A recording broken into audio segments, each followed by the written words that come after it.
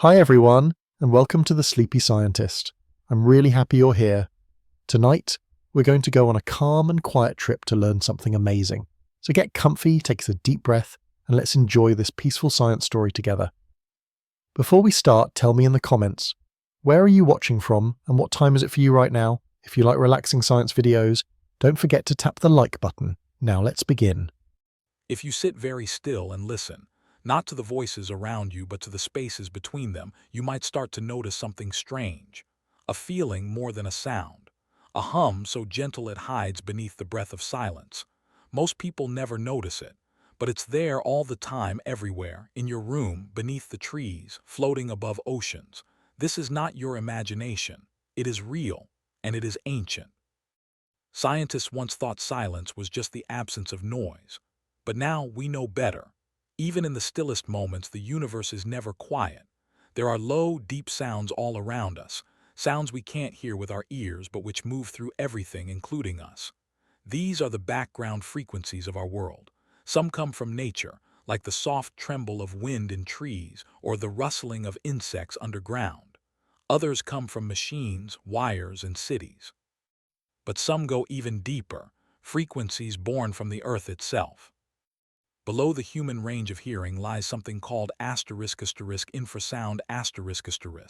Sound waves so low, we can't hear them, but we can sometimes feel them. Imagine standing near a waterfall. You may not hear the full roar, but you might feel a gentle shaking in your chest. That's infrasound. The earth hums with it. Volcanoes whisper it before they erupt. Earthquakes moan it before they strike. Animals like elephants and whales speak with it across great distances. It is nature's secret voice. But the earth is not the only one humming. Your own body, too, vibrates. Your heart creates tiny pulses. Your blood rushes with a rhythm. Your brain, especially, is a sea of invisible waves. These are called brainwaves, and they move in frequencies just like music. Some waves rise when you're alert, others slow when you dream. And just like radio stations, your mind is always tuning itself, adjusting the signal between thought and rest. Long ago, we didn't understand this hidden orchestra. But now, with machines that can measure sound and vibration, we're beginning to hear the whisper beneath silence. Geologists have placed sensors deep underground. They record the Earth's endless song, its gentle, groaning hum. These are not random noises. They follow patterns almost like breathing. The Earth takes in energy from the sun, from storms, from the ocean's waves. And then it lets out a quiet sigh, a deep, long note that never ends. And above the earth, the sky sings too. Far beyond clouds in the edge of space, a thin wind rushes past. These upper layers of air carry whispers from lightning, from solar flares, even from the collapse of stars millions of years ago. Satellites pick up these signals, turning them into songs we can hear. They sound like eerie whistles, like ghostly choirs, like wind in a forgotten cave. Even the universe itself has a hum. Scientists call it the cosmic microwave background a soft echo from the very beginning of everything. It's a signal from the moment when the universe was just born, a baby fireball cooling in the dark. That hum has never stopped. It drifts through space, a lullaby older than time. So next time you sit in silence, remember, you are not alone in the quiet. The hum is always there, in your body, beneath your feet, in the skis above you. The world is never truly silent. It's just waiting for you to listen. Let's drift deeper now, into the layers of this hum that most of us never knew we were living inside. Imagine Earth as a vast bell, not made of metal, but of rock, water, and air. And like all bells, when struck, it rings. Not in clangs or chimes, but in slow, wide waves, ripples too large and too low for human hearing. When an earthquake happens, the planet doesn't just shake in one place. It sends waves through its core, and those waves echo for hours, sometimes days, around the entire globe. Scientists who listen with the right instruments can hear those deep rumbles long after the shaking stops. It's as though the earth has a memory, and it hums it softly. Beneath the crust, deep inside the mantle, molten currents swirl and twist like a slow ocean of fire. These movements, too, release subtle vibrations. The magnetic field that protects our planet from solar radiation is born in this underground dance. And this magnetic field hums, too, not in sound but in frequency. Birds can sense it. Whales can follow it. Some scientists believe even our own cells respond to it in small, unnoticed ways. It is not fiction. It is simply unfamiliar. And in the forests, in the deserts, even in the deepest oceans, creatures have found ways to hear and speak in these frequencies. Bats send out pulses too high for us to hear, called ultrasound. Moths have ears tuned to avoid them. Dolphins click and sing with sound maps sharper than any sonar. Fish in dark lakes whisper vibrations to each other. These are not just noises. They are languages we were never taught to understand. Some insects beat their wings in such delicate patterns that nearby plants respond, their roots twitching ever so slightly in return. This is not poetry, it's biology moving in slow rhythm. Humans, too, have joined this orchestra, whether we notice or not. Every electrical device we use, every wire stretched across our cities, adds its own signal to the world. Power lines hum softly at 50 or 60 hertz, depending on the country. Subways grind out low-frequency roars underground. Neon signs sizzle, even when we don't hear them. These become part of our environment, our daily background. They may be artificial, but they are now part of the global soundscape. This hidden world of frequencies doesn't stop with Earth. In space, the vacuum cannot carry sound in the way air does, but it does not mean silence. There, waves ripple through plasma, charged particles that hum with energy. The sun sends out constant waves of electromagnetic sound. These roll through the solar system, reaching our planet like waves on a shore. Sometimes we convert these waves into sound, and what we hear is astonishing. The groaning breath of solar winds, the clicking heartbeats of stars, the restless movement of the cosmos itself. These aren't science fiction fantasies. NASA has captured and shared them, turning light into sound and silence into music. Some believe our brains may be especially sensitive to these fields, not just brain waves, but something more subtle. There are experiments showing that when people are placed inside rooms sealed from all outside frequencies, they begin to feel disoriented, uneasy. As if, without the hum, the body forgets how to feel balanced. It's as though the whisper of the world is part of what keeps us whole. Even sleep, that most quiet of human experiences, is tied to these rhythms. The waves of your brain slow into soft, rolling patterns when you rest. Your body cools. Your breath deepens. And in this stillness, the low hum of the earth may reach you most clearly. Some sleep researchers have begun to explore how gentle, low-frequency vibrations can help people fall asleep faster or sleep more deeply. Just a quiet pulse, like the distant rumble of a thunderstorm, seems to calm the body into surrender. So perhaps we are not just creatures living on a planet, we are part of its song. We are shaped by these inaudible waves, moved by them even when we are unaware. The idea that we exist inside a great vibrating web is not mysticism. It is physics. It is real. And once you start to listen, even if you cannot hear with your ears, you begin to feel it. The low pulse of being.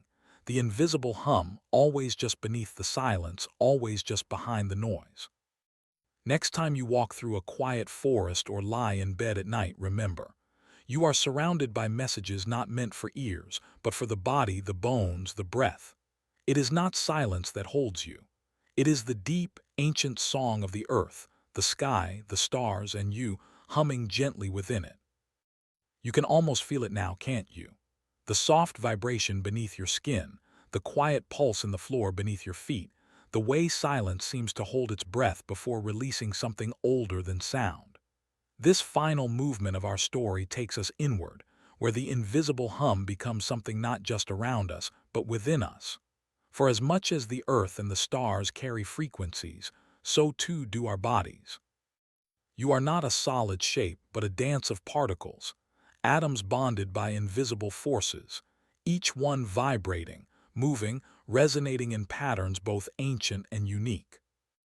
Inside every living cell, there are microscopic engines spinning and folding, unfolding and pulsing. Mitochondria, the tiny power plants of life, emit waves, chemical and electrical, that move with rhythm. Your heart beating steadily sends electrical signals across its surface, every pulse a gentle burst of frequency. And your bones, though silent to the ear, carry sound faster than air ever could. You are, in every sense, a structure built from invisible music. When we speak of healing, we often forget this deep connection to sound and wave. But many ancient practices understood what modern science is just beginning to explore. Low-frequency vibrations, used in careful doses, can help broken bones heal faster. Sound waves can be directed to break apart kidney stones without touching the skin. Ultrasound can reveal the life of a baby before it's born. And some researchers now believe that carefully tuned vibrations might one day help calm anxiety, sharpen memory, even reduce pain. The hum may not just be around us, it may be one of the tools for our own well-being. Even memory has its frequency. The brain does not record life like a camera.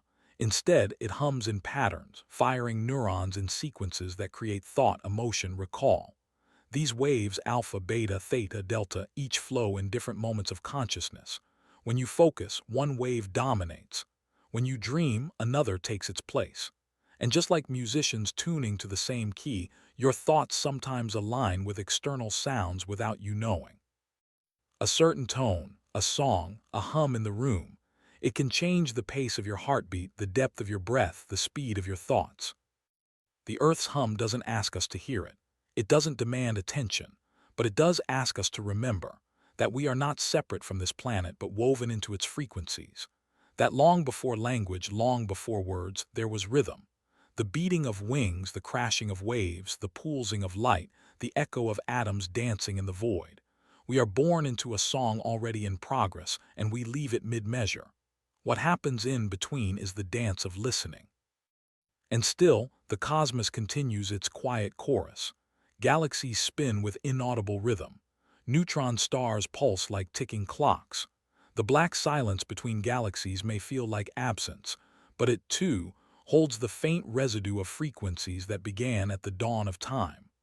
The cosmic microwave background, ever present, is a whisper from when everything was heat and light and possibility. We live in the aftermath of that moment, like children born in a cathedral, never seeing the walls but feeling the echo in our bones. Perhaps the hum is not just a sound, not just a frequency. Perhaps it is a reminder that everything moves, that everything vibrates, that silence is never empty. When you pause, when you breathe, when you feel that soft hush pressing at the edge of your senses, that is the world speaking to you.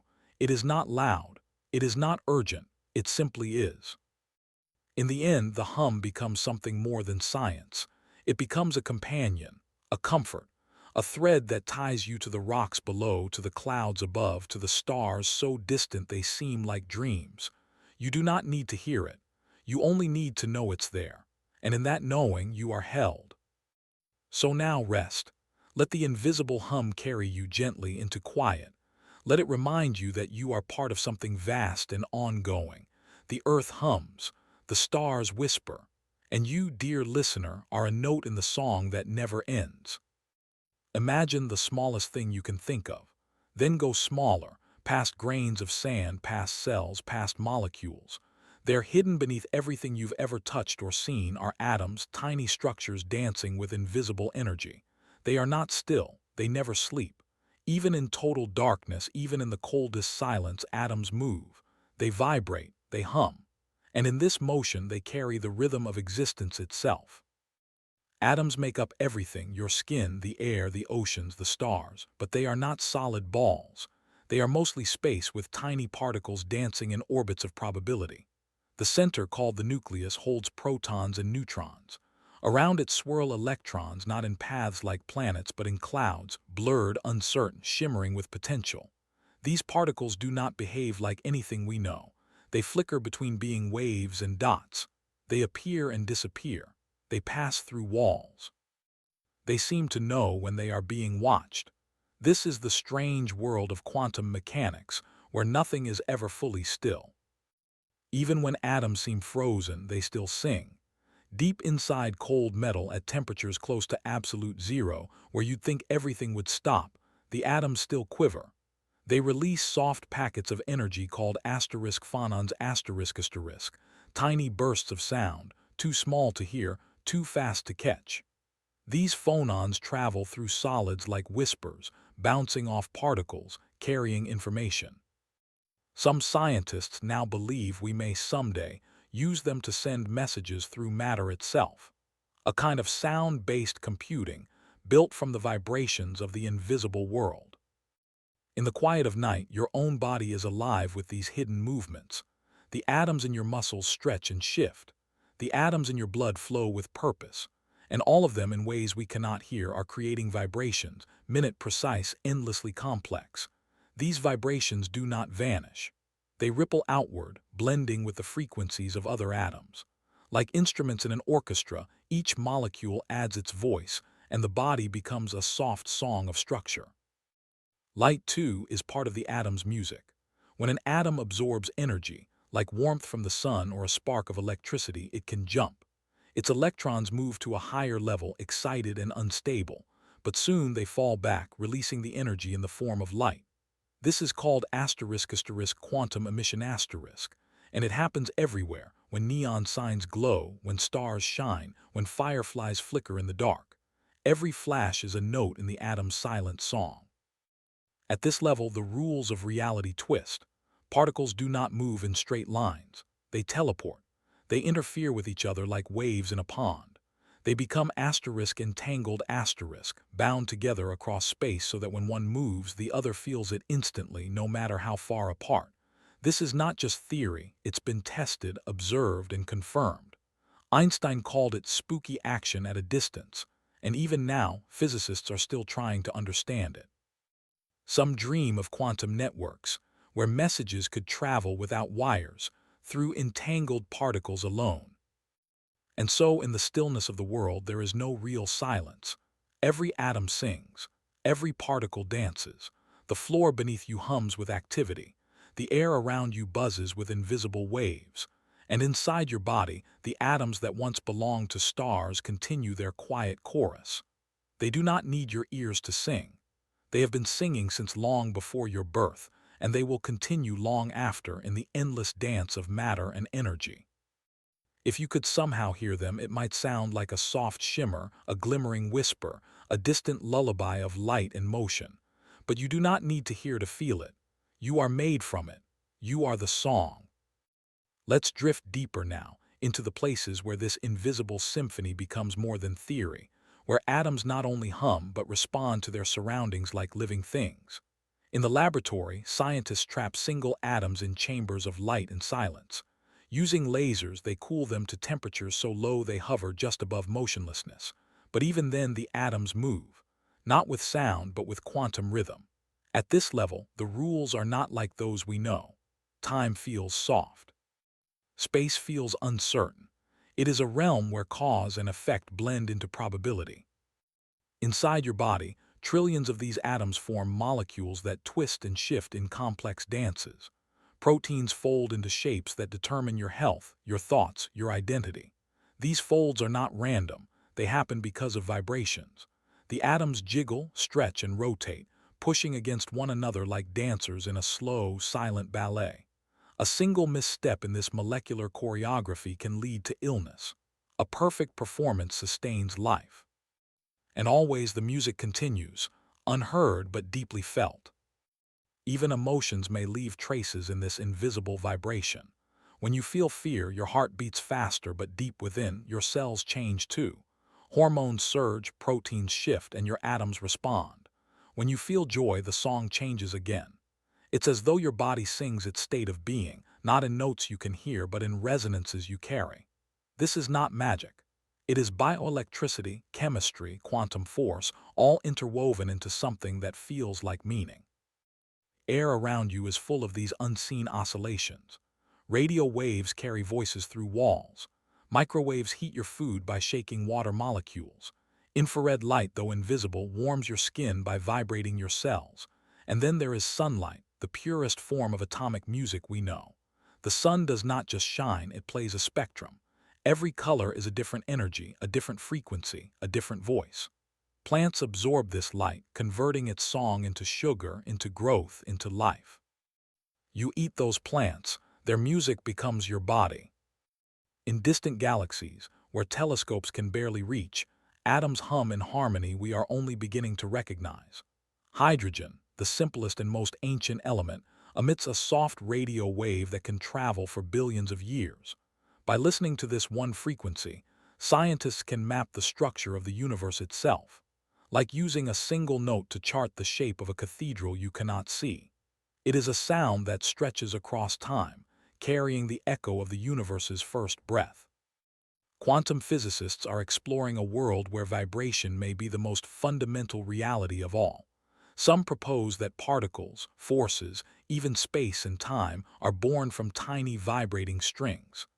This idea, known as string theory, imagines the universe not as a set of building blocks but as a cosmic song. Every particle is a different note. Every force is a different harmony. It is not yet proven, but it suggests something profound, that at the deepest level, everything that exists is music. This quiet truth flows through your life whether you see it or not. When a child laughs, atoms shift. When a tree grows, they rearrange. When you touch someone's hand, the molecules between your skin speak in micro vibrations. Even in death, when the body goes still, the atoms do not stop. They return to the earth. They hum in new ways. They join the soil, the water, the air. They become something else, but they continue. Their song is never lost. And so, in the darkness where we once imagined nothingness, we now find sound. In the stillness where we once feared silence, we discover frequency. The more we learn, the more we hear. The rustle of quantum fields, the murmur of molecular motion, the echo of ancient light, all of it singing softly through the quiet fabric of reality. This is what it means to exist at the atomic level, not as a collection of things, but as a weaving of movement. You are not made of stillness. You are made of vibration. You are the ongoing echo of creation itself, dancing in slow, shimmering waves. Even in the dark, especially in the dark, the atoms never stop singing. Now let us move gently toward the end of this journey, not with a loud conclusion, but with a deeper appreciation of the quiet music that shapes everything. Imagine sitting in a room with no light, no noise, no movement. You feel still. But inside you, inside the walls, inside the very air, atoms continue their ancient dance. They shift, collide, stretch, and spin. Their songs do not stop just because you are quiet. In fact, it is in this quiet that you may come closest to sensing them, not through hearing, but through knowing. A soft awareness that nothing is ever truly still. Some of the most precise clocks in the world use atoms to measure time. These are called atomic clocks, and they do not tick like old watches. Instead, they measure the vibrations of cesium atoms, which oscillate at a rate so steady, so exact, that they can count time more accurately than anything we've ever built. With these clocks, we guide satellites, GPS signals, and even global communication. The rhythm of one atom becomes the heartbeat of a civilization. That's how reliable the hum is, so constant that we build our understanding of time upon it. But perhaps even more remarkable is how atoms respond to attention. In quantum physics, when we try to measure a particle's position or behavior, we change it. Just by looking, we influence the outcome. It is called the observer effect. Some see it as a puzzle, others see it as poetry, that the very act of awareness has power, that even the tiniest parts of the universe respond to being seen. And if that is true, then what does it mean to live? What does it mean to witness? Maybe at the smallest scale, existence itself is shaped by attention, by curiosity, by presence. In your body, these principles play out every second. Cells communicate with electrical charges. Enzymes trigger actions by folding into perfect shapes, guided by the hum of atomic motion. Your thoughts, fleeting, mysterious, are physical events. They emerge from the electrical pulses between neurons which arise from atomic interactions. Memory, feeling, decision, they are not separate from matter. They are born from it, and yet they are not trapped by it. Like music played on a piano, they arise from keys, but become something more than mechanics. They become meaning. Even dreams may echo with atomic vibrations. As you drift into sleep, your brain shifts its frequency. The waves slow, your body relaxes, the world grows distant, but inside the atoms keep humming. Some scientists suggest that our sense of self, our awareness, emerges not from a single place but from patterns across the brain, rhythms of electrical and quantum activity. The song of the self, woven from a billion tiny notes, none of which can be heard alone. It is not a sound. It is a state of being. We often think of atoms as cold, mechanical, but there is warmth in their motion, depth in their silence. They are not lifeless, they are life's possibility. Everything beautiful, everything painful, everything tender has arisen from their endless movement.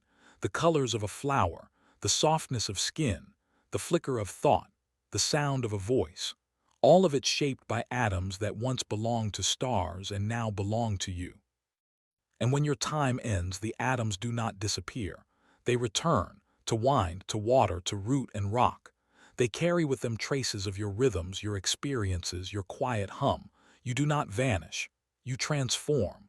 Your song changes key, but it does not end. In that way, you are never lost.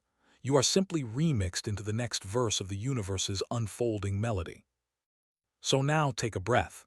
Let it out slowly. In this moment, everything in you sings silently, invisibly. The world around you answers, the chair you sit on, the air you breathe, the stars above you, all of it pulsing with the music of matter. The atoms are still singing, they always have been, and you, simply by existing, are part of the song. There was a time, long before light filled the heavens, when the universe was nothing but heat and silence. In that moment there were no stars, no planets, no galaxies, only a dense, hot fog stretching in every direction. But even then something stirred. Something unseen yet powerful, static.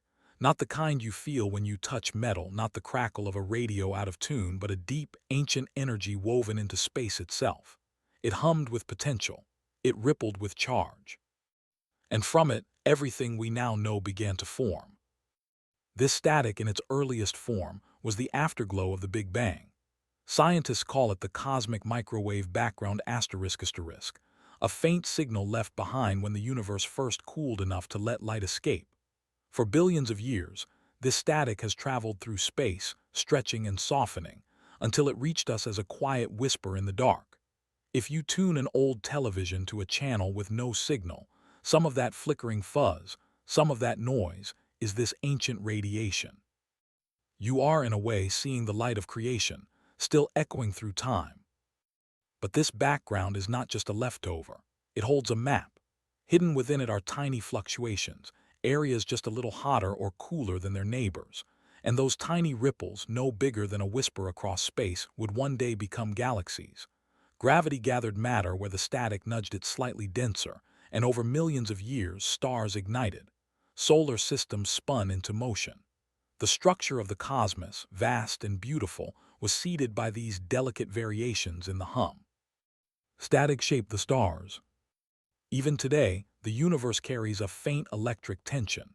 Charged particles zip through space as asterisk cosmic rays, slamming into planets, stirring atmospheres, triggering sparks in the sky. These rays are the messengers of distant explosions, supernovas that scattered heavy elements across the cosmos. Without these bursts of static-borne energy, the building blocks of life would never have reached us. The iron in your blood, the calcium in your bones, the carbon in your skin, all of it came from stars that once roared with electric fire. And in space, where silence reigns, static still speaks. In the void between planets and moons, spacecraft have detected low, eerie sounds, not in air but in plasma. These electromagnetic waves twist and turn, carrying strange music. NASA has translated them into audible sound, and what you hear is haunting.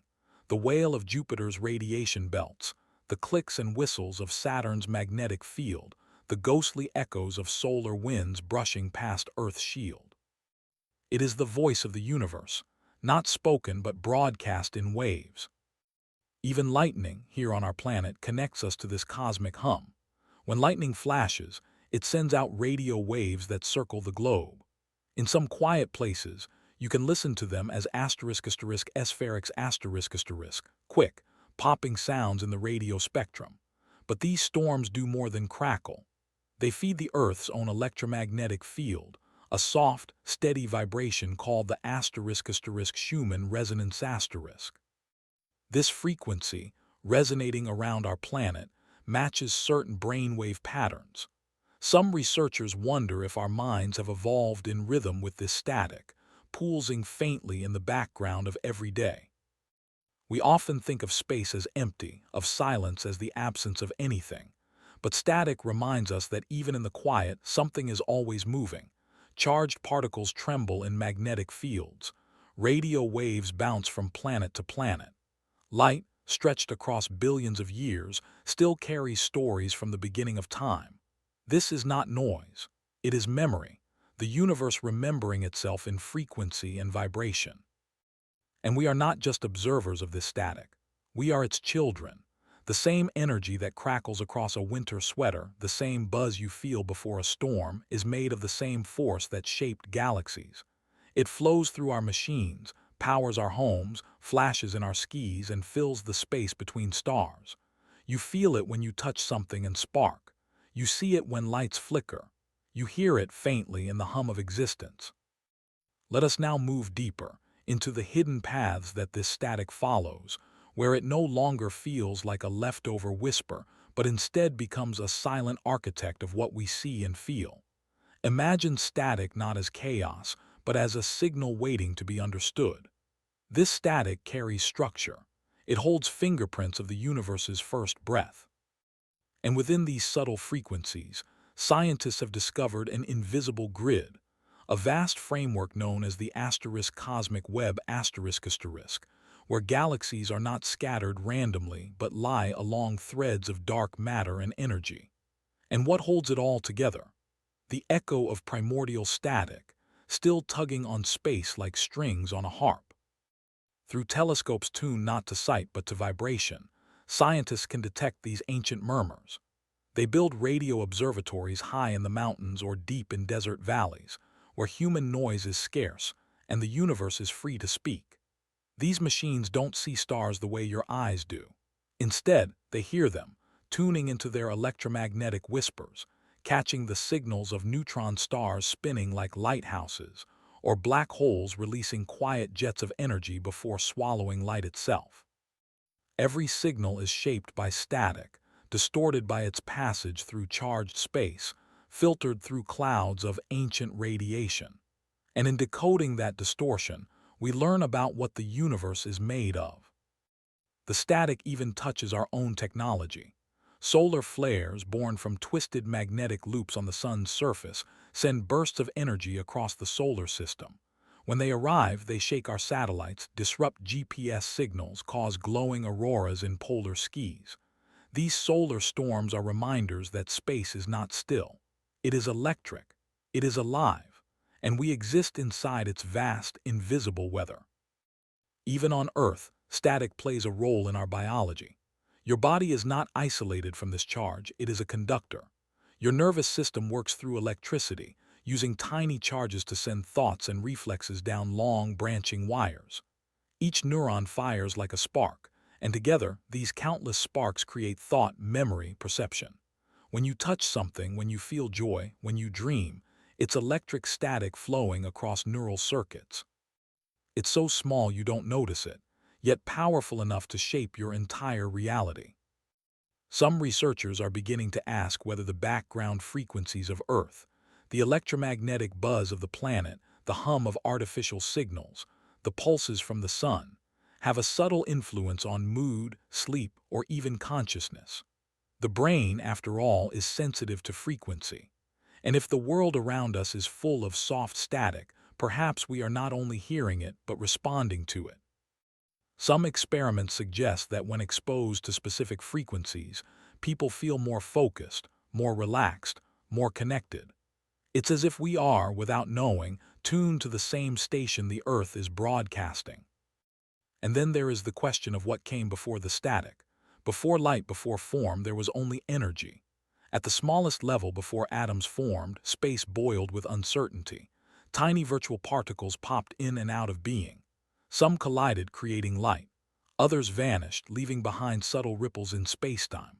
These fluctuations, born from quantum uncertainty, may be the source of the static we hear today. They are not noise, they are history, still echoing, still singing. Across cultures, the earliest myths imagined the world beginning with sound, a word spoken, a song sung, a vibration released into the void. Perhaps they were onto something. The universe did begin with a burst, but also with a hum, and that hum did not fade. It became the stars, it became us. Even now, static is everywhere, hiding in plain sight. It fills the space between radio stations. It shimmers in the blue between television channels. It clings to clothing in winter. It zaps your finger when you touch a doorknob. These are small signs, but they point to a much deeper truth, that the universe is not a silent place. It is filled with charge, with signal, with possibility. We are in every moment wrapped in the soft hands of this static field. It moves through our walls, our skin, our sky. It hums in the wires, in the clouds, in the dark. And as we build more sensitive instruments, as we learn to listen more gently, we begin to find stories hidden in the noise. Stories of stars being born. Stories of galaxies dying. Stories of particles dancing through frozen space. The static is not just a sound. It is a bridge between what is seen and what is not. It is the reminder that everything is connected by invisible threads. It is the echo of beginnings, the map of motion, the background against which every light shines. Now let us come gently to the closing notes of this invisible song, not with finality, but with a deeper understanding of the static that has always been there, beneath the stars, behind the clouds, within our very bones. This static, which once seemed like mere background noise, reveals itself to be the heartbeat of creation. It is not separate from the beauty we see in the sky. It is the scaffold on which that beauty was built. Every galaxy, every orbit, every shimmer of distant starlight owes its place in space to tiny ripples in the early cosmic hum. It is as though the universe dreamed itself into being through a trembling breath, and we are the echo of that breath still unfolding. As technology grows more sensitive, we now tune into older and fainter signals. Astronomers listen to deep space not with their ears, but with massive dishes and arrays that stretch across mountains and deserts. These machines translate frequencies into maps, allowing us to see what no eye ever could. They reveal fossil radiation from the dawn of time. They chart the outlines of invisible matter. They expose the crackling skeleton beneath the stars. We now understand that what we once called static is not empty. It is filled with information, rich with memory, bursting with the coded light of ancient collisions and births. The more we listen, the more we realize that noise and signal are often the same thing. What seems like chaos at first glance becomes pattern under patient observation. What we assumed was meaningless interference becomes a language we are only just beginning to speak. In static, we find not silence, but the subtle voice of time. The flickers on your screen, the hum in your headphones, the flickering between stars. It is all part of a larger vibration that ties the past to the present and the visible to the unseen. This idea, that even randomness hides design, is echoed in nature. Static is everywhere, in the shape of mountain ranges formed by tectonic shifts, in the pattern of leaves disturbed by wind, in the shifting weather of the solar system and the pulse of your own electric heart. You are shaped by these forces whether you know them or not. Every second, your cells are bathed in radiation from space, influenced by the quiet tides of magnetic fields, nudged by the whisper of frequencies older than Earth itself. And even as you read this now, you are surrounded by that static emanating from your devices, drifting through the air, coiled in the walls, drifting from satellites overhead. Some of it is artificial, yes, but much of it is not. Much of it is the echo of stars long gone, of galaxies we'll never see. It's humbling to realize that even in the glow of a city with all its noise and chaos, you are bathed in light that has traveled for billions of years. You are touched by energy that began before time had form. In the static, you are connected to everything. When a musician rests their fingers on a string, the silence is not absence, it is potential. A vibration waits to be born, and so too with the universe. The static is not the end of sound, it is its source. Every note, every melody, every voice is carried by waves that echo from those early moments. The static is the canvas on which the song of life is painted. It is the hum that holds us, that shapes us, that carries us quietly into the next moment and the next. We are not outside observers of this static. We are not tuning in from a distance. We are part of the frequency. Every thought, every breath, every blink is part of the signal. You are a generator of quiet charge, a ripple in the great radio of existence, a note among many, moving through a cosmos that still remembers the sound of its own beginning. So next time you hear a crackle of electricity or feel a pulse of energy just beyond your senses, pause. Listen. Beneath the buzz, beneath the hum, something ancient is speaking. It does not shout. It does not command. It simply continues, patient, endless, soft. It shaped the stars. It shaped you. And it is still here, shaping what comes next. Beneath your feet, deeper than roots, deeper than rock, the earth is breathing. Not with lungs or wind, but with pressure, with rhythm, with movement so slow it feels like stillness. You cannot see it. You cannot hear it. But if you wait, if you listen not with ears but with patience, you begin to feel it. This is not poetry. It is geology. It is physics. It is the quiet truth of a living world. The earth is not a dead stone floating through space. It is dynamic. The crust you walk on is only the outermost skin, a thin shell resting on molten layers that swirl and rise and fall like ocean currents of fire. Beneath the crust is the mantle, and beneath the mantle is the core, a sphere of iron and nickel spinning within another. This motion creates the Earth's magnetic field, a force that shields us from solar radiation and guides the compasses in our hands. But it does more than protect. It hums. The planet emits a low-frequency vibration, constant and soft, known as the *** Earth's hum ***. It is not caused by earthquakes. It is not a reaction to storms. It is a steady background tone, a planetary murmur that never stops. Some call it the background-free oscillation, a resonance that travels through continents and oceans like a hidden breath. Scientists discovered it not through sound, but by measuring motion in seismometers too sensitive to ignore it. It is always there, even when the surface is still. This breath moves through everything. When ocean waves crash and retreat, they send pressure into the seafloor, shaking the crust ever so slightly. When wind travels across mountain ranges, it creates vibrations that ripple into stone. The earth absorbs these movements, responds to them, stores them.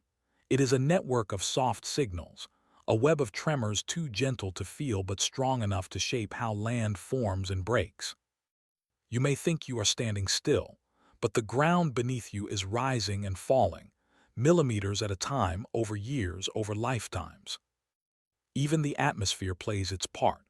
High above the clouds, solar winds collide with the Earth's magnetic field, bending and snapping lines of force that arc across the sky. These movements release waves that travel downward, blending into the ionosphere, rippling into air pressure, flowing down into oceans and land. The result is motion without storm, sound without noise. The Earth breathes in, breathes out. Plants, too, respond to this breath. Roots follow gradients of pressure deep underground. Trees sense vibrations in the soil, shifting their growth patterns in response. Fungi send out filaments in the direction of least resistance, as though drawn by the softest of whispers. This is not instinct. It is reaction to signal, a rhythm they've always known. Some scientists believe entire forests may sway microscopically to these pulses, their trunks shifting with frequencies we can't yet measure. A forest, then, is not just a place of stillness. It is a field of quiet dancers, moving to the breath of the earth. Animals have long been attuned to these signals. Birds migrate with an internal compass that responds to magnetic fields. Fish sense changes in electric gradients in water. Elephants have been known to flee areas days before earthquakes, perhaps detecting low-frequency vibrations that humans ignore. Even domestic animals, dogs, cats, cattle, have shown signs of restlessness before seismic activity. There is something in them that hears the Earth's breath more clearly than we can. And yet we are not entirely deaf to it. Some people report feeling unease before a quake, a pressure in their bones, a sense that something is about to shift. Whether it is instinct, sensitivity, or subconscious awareness of signals, the truth remains. We are part of the same system. We are not separate from the Earth's breath. We live inside it. This gentle pulse moving through stone and soil is not meaningless. It carries energy. It moves heat. It transports sound. It may even shape life itself. In recent studies, scientists have begun to explore how geological vibrations affect the development of embryos in bird eggs, the growth of bacteria, the flow of blood through capillaries. These effects are subtle but consistent. Life responds to rhythm. Life is rhythm. You may not feel it now. You may think the floor beneath you is firm, that the air is still, that the world is quiet, but it is. Beneath the silence is a long, slow breath, a hum that began before mountains rose, before oceans formed, before even the moon came into orbit. The earth has always breathed, and you have always lived within its breath. Let us go deeper now, beneath the forests and rivers, beneath the cities and oceans, where silence becomes structure, and every motion carries a purpose too slow for the eye, too soft for the ear. The earth's quiet breath is not just one sound but many, layered, intertwined, and patient. And as we begin to listen more closely, we find that the ground beneath us is not a still platform, but a living, moving body with rhythms that shape everything above it.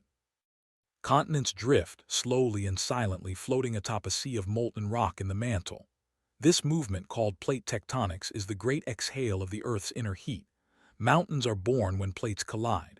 Valleys open when plates pull apart. Volcanoes rise when molten rock finds a path to the surface. And every one of these changes begins with pressure building beneath the crust, a slow tension, a breath held tight. Then, without warning, the Earth sighs. Sometimes gently, sometimes violently, but always in rhythm. Even when there is no earthquake, the crust is never still. It flexes like skin stretching over muscle. This flexing generates microtremors, tiny earthquakes too faint to feel. They ripple outward in circles, spreading through bedrock, reaching across continents. In this way, the Earth is always in conversation with itself. One part pushes, another pulls. One mountain rises, another erodes. It is not chaos. It is balance, maintained not through force but through endless adjustment. In Iceland, in Japan, in the Andes, there are hot spots where this breath is more visible, geysers that erupt like exclamation marks, lava flows that glow like open wounds, steam rising from the earth as if the planet were dreaming aloud. These are not accidents. They are release valves, places where the earth exhales its pressure in spectacular, glowing bursts. But even in quieter places, the same breath moves. A spring that trickles warm water from ancient aquifers. A cave that echoes with a sound too low to be recorded. A rock that shifts half a millimeter each year, but never returns. The oceans feel this breath as well. Deep beneath the surface, where light never reaches, thermal vents release warm streams from the planet's interior. Around these vents, strange ecosystems thrive. Tube worms, blind crabs, microbes that feast on chemicals rather than sunlight. These creatures live in a world shaped entirely by the breath of the earth. They do not need the sun. They follow heat and motion instead, guided by frequencies of warmth and current. In deserts, the earth's breath takes a different form. Sand dunes move with the wind, but also with subtle shifts in ground vibration. Some dunes even sing. When the sand is dry and the grains are the right size, wind or footstep can trigger a deep, booming hum that rolls like thunder across the landscape. Scientists call it asterisk booming sand asterisk, and its song is tuned by the earth itself, by the angle of the slope, the shape of the grains, and the frequency of the breath beneath. Farmers in old villages once claimed they could feel earthquakes coming by the way their wells groaned or their animals stirred. Sailors spoke of the sea feeling wrong before a tsunami. These weren't myths. They were observations passed down through generations, awareness of a pulse that science now confirms. And today, with sensors and satellites, we can hear this breath more clearly. We track the shifting crust. We map vibrations that travel across tectonic plates. We even detect changes in gravity caused by underground movement. The planet, once thought silent, is suddenly speaking to us in ways we can finally begin to understand. Even the air above us responds. The Schumann resonance, that soft, low-frequency electromagnetic pulse that encircles the globe, is shaped by lightning strikes, atmospheric pressure, and ground conductivity. It moves through the air like a global heartbeat, bouncing between the Earth's surface and the ionosphere. And studies have shown that its rhythm can shift with solar activity, climate patterns, even seasons. When the sun flares, the resonance quickens. When the Earth cools, it slows. It is not random. It is breath, tuned to forces both terrestrial and cosmic. This breath shapes time, too. Sediment layers rise and fall in quiet waves, preserving echoes of floods, fires, winds, and stillness. Trees grow in rings that thicken or thin with the rhythm of the land. Ice caps hold ancient air in bubbles, each one a record of the Earth's quiet exhalations. The planet does not forget. It records its breath in layers of stone and ice, in the shifting of dunes, in the rise and fall of oceans. And all the while we walk across its surface mostly unaware. But our bodies know. Our bones respond to the softest of tremors. Our sleep can follow the beat of invisible pulses. Our minds calm in forests where the earth's breath is less interrupted. We are shaped by what we cannot hear. We are steadied by a rhythm we never learned but have always carried. Now we arrive gently at the end of this story, not to silence the breath of the earth but to settle into it. Like lying beside someone you love and listening to them sleep, the earth's quiet breath becomes more familiar the longer we rest with it. We begin to understand that it is not only the ground beneath us that moves, it is us, moving with it. Not just physically, but emotionally, biologically, spiritually. The breath of the earth is not something we witness. It is something we live inside. Consider how your body responds to the world around you. When you walk barefoot on cool soil, when you rest on sun-warmed stone, when you sit beneath trees rooted deep in vibrating ground, something in you softens. Your breath slows, your muscles ease, and though you may not know it, your cells respond. Tiny electrical signals in your nervous system sync with subtle electromagnetic waves. Some call this asterisk grounding asterisk, the act of connecting physically to the Earth's surface. Research is still unfolding, but early studies suggest that contact with the planet's natural charge may reduce inflammation, improve sleep, and stabilize mood. It may be that in a world filled with artificial noise, our bodies crave the original signal, the slow, steady breath of the planet itself. Ancient cultures sensed this long before science could measure it. In temples carved into stone, in rituals timed with moon and tide, in songs that mimic the wind's rhythm, they honored the earth's breath as something sacred. Aboriginal songlines, Incan sun calendars, Tibetan bells tuned to planetary frequencies, all of them suggest a deep, intuitive knowing. That to live in harmony meant to listen, and to listen meant to hear the quiet language of soil and stone. And in our modern lives, though we pave over fields and build towers into the sky, we are not separate. The buildings we live in rest on shifting land. The roads we drive on follow ancient riverbeds. The water in our bodies once flowed through glaciers and springs. Every breath we take passes through trees that sway to seismic rhythms. We are not visitors here. We are continuations, expressions of the same system, breathing in a new form. Even when disaster strikes, when the earth's breath becomes a quake, a landslide, a wave, it is not punishment, it is release. A reminder that balance is not stillness but constant adjustment. The same tectonic forces that destroy also create. They build mountains, lift coastlines, nourish volcanic soil where forests thrive. Destruction and renewal are not opposites. They are phases in the same cycle, moving with the same breath. In the deepest caves, far from light, where no human foot has touched, delicate mineral formations grow with the pulse of dripping water and vibrating ground. In the driest deserts, where wind shapes stone into smooth, flowing curves, the earth inhales over centuries. In the Arctic, where glaciers groan and crack with pressure from within, the planet exhales with slow thunder. Every biome, every ecosystem, every quiet corner of the world moves in rhythm with this breath. Even in places where life seems absent, motion continues. And it is not only the Earth. The Moon, too, has a breath, measured in its tidal pull, in the shifting of its face toward us. The oceans follow this lunar rhythm, rising and falling, sending waves that smooth the shore and whisper to sleeping animals. Mars, with its thin atmosphere, carries tremors of its own. Its ground shakes gently, not with tectonic plates like Earth, but with contraction and expansion as it warms in sunlight and cools in shadow. Other planets, too, carry their breath in storms, in magnetic pulses, in deep seismic signatures we are just beginning to detect. All of this, the planetary pulse, the magnetic fields, the crust shifting, the silent waves traveling through rock and air, it is one breath. It is the Earth's lullaby, not made of words or melodies, but of movement. It cradles us whether we are aware or not. It has always cradled us. It shaped the first forests. It cradled the first breath of mammals. It rose with the first city. It hummed in the bones of the first builders, the first singers, the first thinkers who looked at the land and knew it was alive. And now, in a time when noise surrounds us, digital, electric, synthetic, it may be more important than ever to pause and remember this older rhythm. To sit with bare feet on the ground, to lie in a field and feel the pull of gravity not as a force but as an embrace. To stand beside a river and let its endless, murmuring current remind you that the earth does not rush. It breathes, slowly, patiently, deeply. So let yourself breathe with it. Let your own rhythm fall into step with something older than cities, older than fire, older than memory. The earth is not asking us to change everything.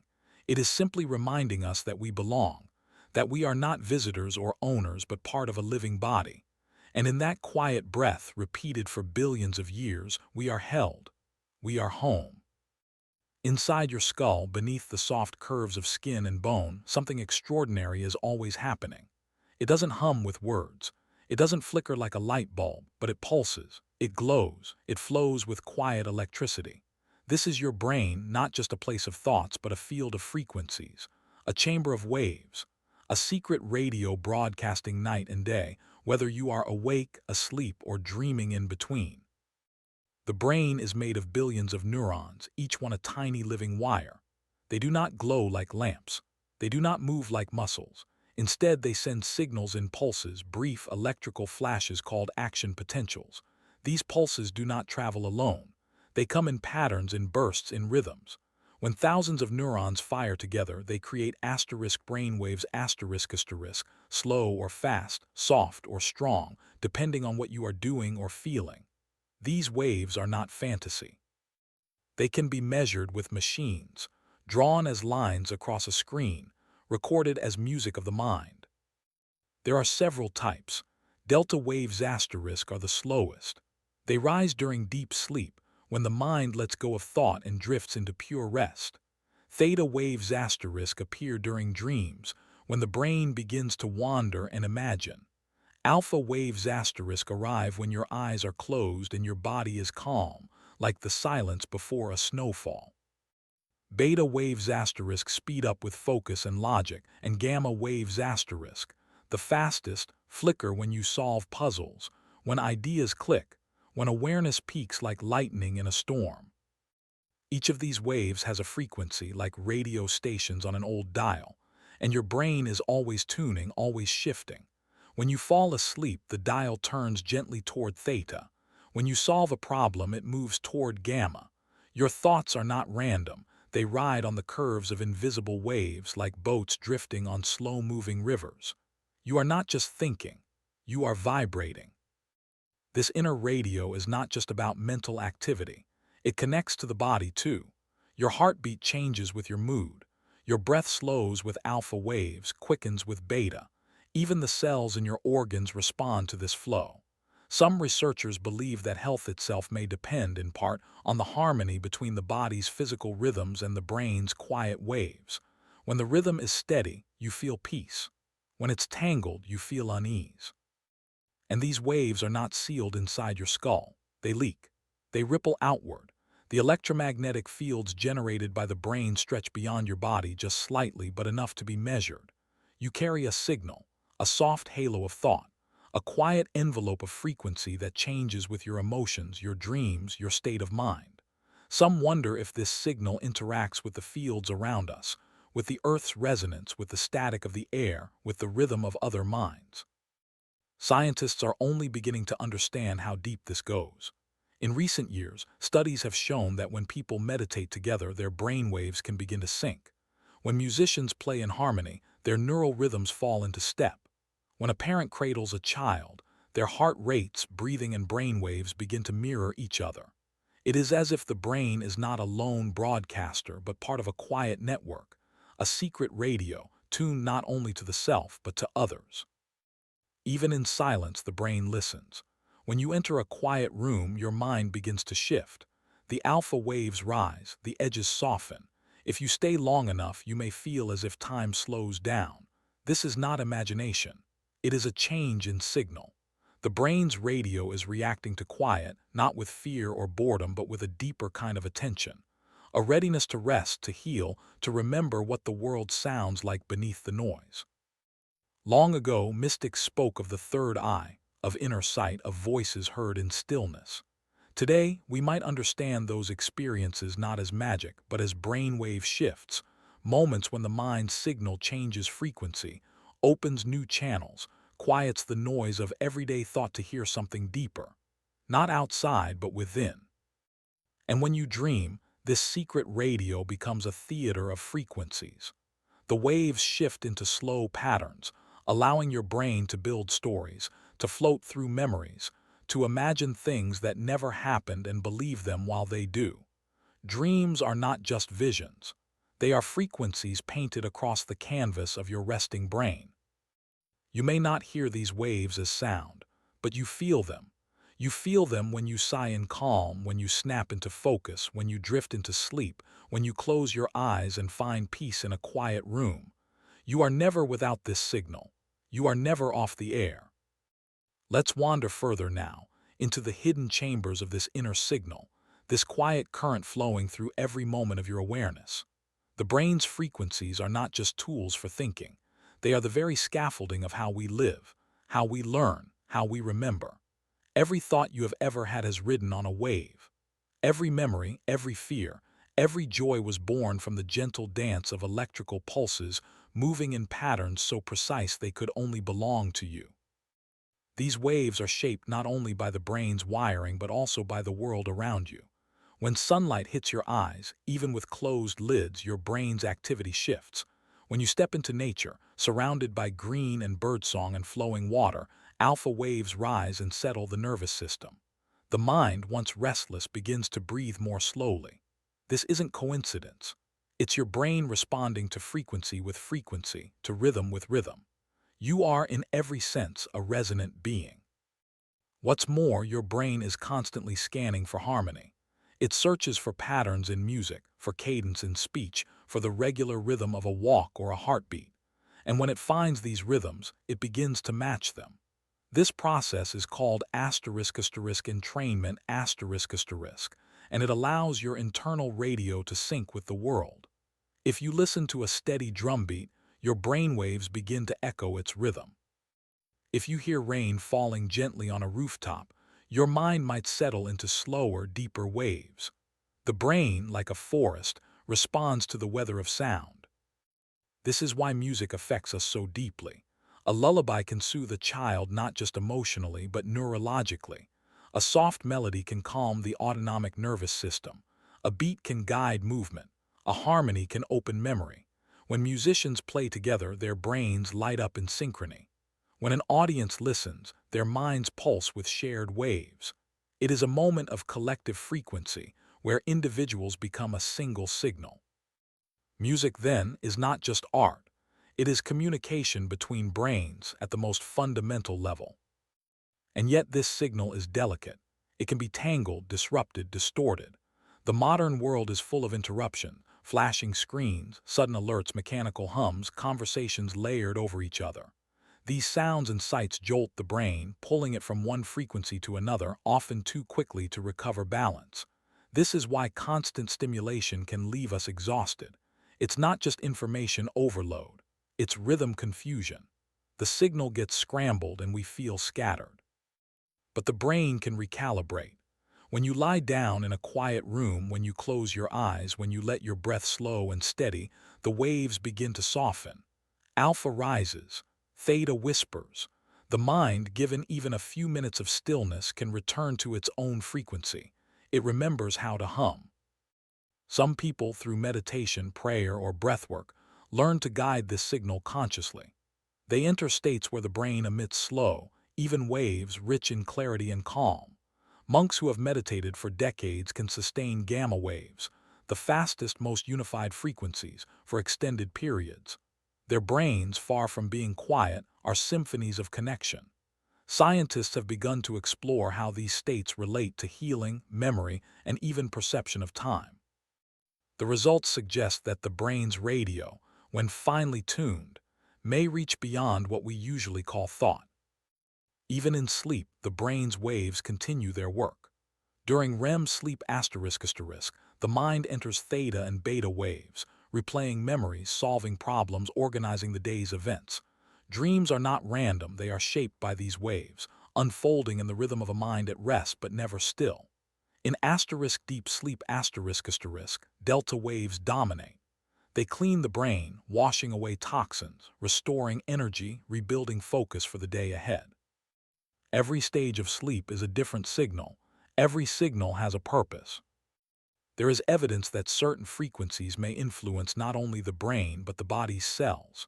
Some researchers are exploring whether brainwave entrainment, using sound or light to guide the brain into certain rhythms, might help manage anxiety, improve learning, even slow cognitive decline. Early results are hopeful. It may be that by listening closely to the brain's signal, we can learn not only to understand it but to help it heal. And this signal is not isolated. When two people sit together talking deeply, looking into each other's eyes, their brainwaves begin to sync. This is more than empathy, it is resonance. Two separate radios falling into rhythm, in therapy, in friendship, in love. This alignment creates trust, safety, connection. You are not alone in your signal. You are surrounded by others, all humming quietly, all reaching for harmony. The brain's secret radio is not just a metaphor. It is the language of the nervous system, the current of consciousness, the frequency of self. And in learning to listen to it, to protect it, to tune it with care, we begin to understand something deeper. That clarity is not always found in answers, but in rhythm. That healing is not always loud. That peace begins with a wave. Let us arrive gently at the final movement of this story, not with noise or conclusion, but with the soft recognition of something we've always known without knowing. This signal within us, steady and quiet, humming like a memory we carry in every breath.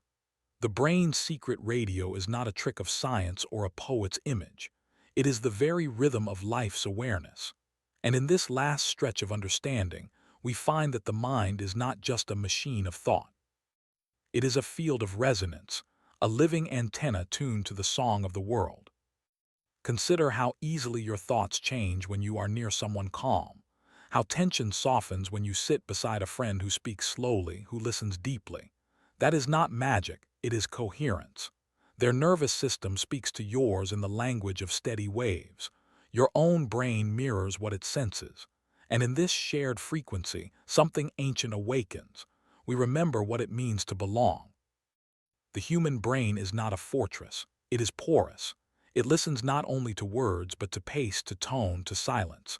When someone sings, your neurons light up as if you were singing too. When someone suffers, your mirror neurons pulse with recognition, reflecting their pain. Your mind is not alone inside your head. It reaches outward, always listening for the familiar signal in others. And this sensitivity, this openness, is not weakness. It is connection. It allows us to comfort, to understand, to feel love without words. Parents and bobbies communicate in frequency, heartbeat to heartbeat, gaze to gaze. The soft lullaby, the rocking rhythm, the shared breath in sleep, these are not rituals. They are the calibration of two radios aligning for safety and trust. In nature, we often find our way back to our own signal. The brain responds to patterns, sunlight flickering through leaves, water lapping at shorelines, wind moving through tall grass. These patterns restore rhythm. They ask nothing. They simply offer a frequency close to the one we were born with. That's why a walk in the forest feels like clarity, why lying on the earth feels like being remembered. But even in stillness, the brain is never off. When you close your eyes, the internal soundscape deepens. Thoughts drift in like clouds. Memories surface without invitation. This is not distraction. This is tuning. Your mind, given quiet, begins to reorganize. It cleans, it restores, it remembers what matters. And sometimes in these moments, we catch glimpses of ideas we had forgotten. Solutions appear. Emotions settle. It is as though the signal clears. Some believe that consciousness itself, the sense of self, the awareness of being, is not located in any one place in the brain, but is instead the pattern of waves moving across its networks. The self as vibration, not a thing but a flow, a coherence of memory, sensation, and perception that arises moment by moment from the wavefront of electrical activity. If this is true, then your existence is not static. It is music. You are a song that never plays the same way twice. And when death comes quiet, slow, or sudden, the signal fades. But even then the story does not end. The atoms remain. The energy once organized into thought and memory returns to the field, perhaps not as awareness but as vibration. The brain's final broadcast becomes part of the background again, absorbed into the quiet breath of the planet, the shimmer of the air, the distant hum of starlight. You do not vanish. You change channels. This idea is not about faith. It is about rhythm, about cycles, about returning. And even while we live, we are not the same from moment to moment. Our thoughts shift, our emotions flicker, our identities rise and fall with age and time and experience. The only constant is the current, the soft inner pulse, the frequency of being. So listen for it, in the hush of night when the city falls asleep, in the gentle repetition of waves against stone, in the stillness after breath before the next one begins. That is your signal. That is yourself. A silent, endless song. You are not broken. You are not behind. You are simply out of tune sometimes. And the world, when you let it, will help you remember the key. The body knows. The heart knows. The brain, given a little silence, knows how to return. In the end, the brain's secret radio is not a mystery to be solved. It is a gift to be felt, a reminder that even in your quietest moments you are singing, and someone, somewhere, is listening. Before there were stars, before there were galaxies, before there was even the whisper of time as we know it, there was only heat. A dense, glowing fog filled every inch of the universe, so thick that light itself could not travel freely. It was not quiet. It was not calm. It was the early universe, a place of unimaginable pressure and energy expanding outward in every direction. And then, one day, everything changed. The universe cooled just enough for light to move. And in that moment, a new sound began, not one we can hear, but one we can still feel. The afterglow of that moment never disappeared. It became the cosmic microwave background asterisk, a soft, invisible echo that still surrounds us, that still reaches us, that still sings. This cosmic background is not a voice in the traditional sense. It's not a melody or a beat. It is a radiation, a faint energy field that permeates the entire universe. It comes from every direction equally. It moves through walls, through planets, through us. And though our ears cannot hear it, sensitive instruments can. When tuned to the right frequencies, the static between radio channels, the flicker on old television screens, even the low noise in space, some of that is the echo of creation itself. You don't have to go far to find it. It's already here, passing through you as you read this. It is, in many ways, the oldest thing we can observe. Not stars, not galaxies, but this soft microwave haze, the cooled light from a time when the universe was only 380,000 years old. That may sound like a lot, but in cosmic time, it's a first breath. Before this light escaped, the universe was opaque. Afterward, it became transparent. This echo marks the moment the cosmos first allowed itself to be seen. And it is not uniform. Within this faint background are tiny ripples, regions just slightly warmer or cooler than their surroundings. These ripples are important. They are the fingerprints of the early universe's structure. They show us where matter began to clump, where gravity took hold, where galaxies would one day form. The vast spirals of stars we now see in the sky began as barely measurable bumps in this ancient sea of radiation. What looks like static holds the blueprint of everything. To measure it, scientists have sent satellites into space, like COBE, WMAP, and Planck. These instruments don't take pictures in visible light. Instead, they listen for warmth. They chart the sky in temperature, mapping a universe that is almost but not quite the same in every direction. And what they find is a quiet beauty, a mottled pattern of color, a cosmic quilt stitched from the birth of time. These patterns match the predictions of physics. They confirm our deepest models. And yet they still feel like art. Some call this echo the afterglow of the Big Bang but it's more than a leftover. It's a message. It tells us that the universe began with a specific shape, a specific expansion, a specific hum. And though that hum has cooled from fiery plasma to chilled microwaves, it has never stopped. It stretches with the universe. It travels with light. It is, in many ways, the universe's memory. And perhaps the most poetic part is this: we are made of it. The hydrogen that fuels stars, the atoms in your breath, the carbon in your bones, all of it passed through this ancient glow. Before you were a person, before the earth was a planet, before the sun was a spark, the particles that make you were drifting in the fog of this radiation, being shaped, being stirred, being prepared. You are not just a listener of the cosmic microwave background. You are its continuation. This echo is not loud. It will never shout. It does not shine like stars or crash like waves, but it is always present, always soft, always surrounding you, wrapping the entire sky in its invisible arms. You could live your whole life and never notice it. And yet it is the most faithful companion you've ever had, there from the beginning, steady in the background, humming the same quiet truth. You are part of something vast, something ancient, something still unfolding. Let us now drift deeper into this echo, not just as observers of light from long ago, but as part of a rhythm that never truly stopped. The cosmic microwave background is more than a relic. It is a living map, still stretching, still cooling, still flowing through the quiet of space. And though it seems still, it holds the memory of motion, of a universe that once danced wildly in a tiny instant and has been expanding ever since. We live in the aftershimmer of that dance. The music has slowed, but it hasn't ended. The early universe, right before this microwave glow was born, passed through a moment of unimaginable speed, inflation, a sudden swelling in which space itself stretched faster than light.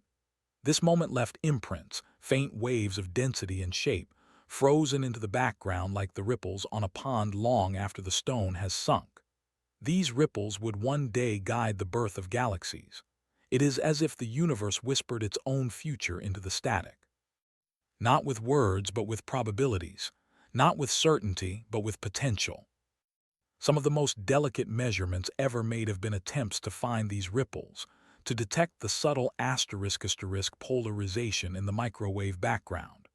Polarization is not light as we normally see it, but the way that light's waves twist and align. And in this subtle twisting lies the story of those earliest moments. Instruments cooled to nearly absolute zero, hidden in satellites or buried under ice, have stared at the sky for years, waiting for that gentle signature to reveal itself. And slowly, it has. From this, scientists can see more than a static pattern. They can begin to read history. They can trace the growth of cosmic structure, the slow pull of gravity, the way clusters of galaxies came together like frost on a windowpane. They can even test ideas about what dark matter and dark energy might be, forces we cannot see, but which move the universe like hidden tides. The background glow becomes a canvas for questions larger than any one star, any one planet, any one life. And yet, in all its precision, this radiation still holds wonder. It shows us that the universe began not in silence, but in heat. That every breath of air, every ray of light, every flicker of thought has its roots in that brightness. The glow we now measure as chilled microwaves was once the blinding light of birth. It has dimmed, It has stretched, but it has never gone out. It has only grown quieter. Some physicists suggest that even now the universe sings, that gravitational waves, ripples in space and time, move through us as silent music, bending the distances between atoms, shifting the patterns of light. We have only just begun to detect these waves, but they are everywhere. And like the microwave background, they come from collisions, from origins, from moments so vast they leave fingerprints on reality itself. The cosmos is not still. It is vibrating. And we, in turn, have begun to sing back. Every satellite, every broadcast, every pulse of data we send into space joins the quiet hum. We have added our own frequencies to the sky, small, scattered, curious. Some may last for millions of years, drifting outward like bottles in a cosmic ocean. If one day another intelligence finds them, they may hear in our signal what we hear in the microwave background, a glimpse of a world, of a mind, of a moment that once was. And here on this small planet wrapped in air and cloud, we continue to live under this ancient echo. It touches everything. It moves through the oceans, bounces from mountains, slips between molecules. It does not disturb, but it is always present. When you look at the night sky, what you see is shaped by what you cannot see. The galaxies sparkle, but they are strung along filaments that began in this background. The stars shine, but they were born from clouds nudged into being by the soft pattern of this first light. Even time itself may be shaped by it. The way matter clumps, the way gravity flows, the way clocks tick in deep space, all are affected by the initial distribution of energy in the early universe. Without the cosmic microwave background, there would be no direction, no scaffolding, no form. It is the quiet ruler behind the drawing, the breath beneath the voice, the rhythm behind the song. And you sitting here thinking, wondering, are not apart from it. The calcium in your bones, the iron in your blood, the hydrogen in your lungs, all pass through that early heat. You are cooled starlight. You are organized echo. You are the latest arrangement in a pattern that began before time had meaning. The background is not just out there. It is in you. We do not need to see it to be moved by it. We do not need to hear it to listen. It has been humming for nearly 14 billion years, and it will continue long after our thoughts have faded. The microwave background is the soft light between the stars, the glow beneath the dark, the memory of a beginning too vast to hold but never too far to feel. Now let us settle gently into the final drift of this ancient echo, not to end it, but to rest beside it, to remember what it means to live in a universe that still carries its own birth in the quiet air around us. The cosmic microwave background is not fading. It is simply continuing. And though we cannot see it with our eyes or hear it with our ears, it shapes the way we see and feel and wonder. It is the silent fabric that connects now to then, breath to flame, particle to person. We often search the night sky for something new, for the flicker of a distant galaxy, for the flash of a supernova, for the transit of a planet across its star. But what holds all these things together is not just distance and mass. It is origin. It is the memory of expansion. It is the blueprint left behind in the microwave glow. Without that signal, the stars would not shine where they do. The galaxies would not spin as they do. Even time might not stretch in the way we know. The echo is not behind us. It is beneath us, beneath every cosmic note. And we are learning to listen with more subtlety than ever before. Radio telescopes dot mountaintops and deserts, each one turned toward the silence, each one mapping invisible structure. Their work is slow but patient. Like archaeologists of light, they peel back layers of noise and interference to reveal the clean curve of the universe's earliest light. The more we tune in, the more clearly we see the background is not blank. It is patterned, not random but precise, not still but alive with meaning. Some dream that one day we may find the echo of another event, another beginning, older still, buried beneath the microwave glow. A time before time, a memory of something that came before even the Big Bang. These are only speculations, but they tell us something beautiful, that the more we understand the sky, the deeper we are drawn into mystery, that the quiet hum we've uncovered is not the end of the story, but a chapter just beginning. And if we turn inward, we find resonance too. The brain, the breath, the beat of the heart, Each moves in frequencies that feel strangely familiar. Though we are made of flesh and fluid, our rhythms align with cosmic ones. The pause between thoughts, the curve of sleep cycles, the cadence of breath, somehow they reflect what the cosmos does on a scale beyond imagination. Perhaps it is no accident. Perhaps the body is a mirror of the universe, shaped by the same laws, tuned to the same frequencies, dancing to the same slow song. When you lie in stillness, especially beneath a sky unspoiled by city light, something stirs in you. Not fear, not urgency, but a kind of memory, a pull. As if your atoms recognize something in the stars. As if the hydrogen in your bones remembers being warmed by the early light. You do not need to explain this feeling. It is enough to feel it. To know that you are not apart from the cosmos but written from it, like a note from an ancient score. And so this echo, this microwave background, is not a whisper of death, it is the lullaby of becoming. The universe is not cooling into stillness. It is expanding into possibility. New stars will form, new worlds will orbit, new echoes will rise. And this one, the first one, will keep flowing behind them, underneath them, like a foundation of light. A reminder, a home. There is a kind of peace in that the universe, for all its vastness, carries a signal so consistent, so delicate, that it still surrounds you 14 billion years later. That every sunrise, every shadow, every moment of silence between thoughts is touched by this glow. You are never far from the beginning. It moves with you. It lives in you. You do not need to travel far to find it. You do not need a telescope. Just breathe, just be still.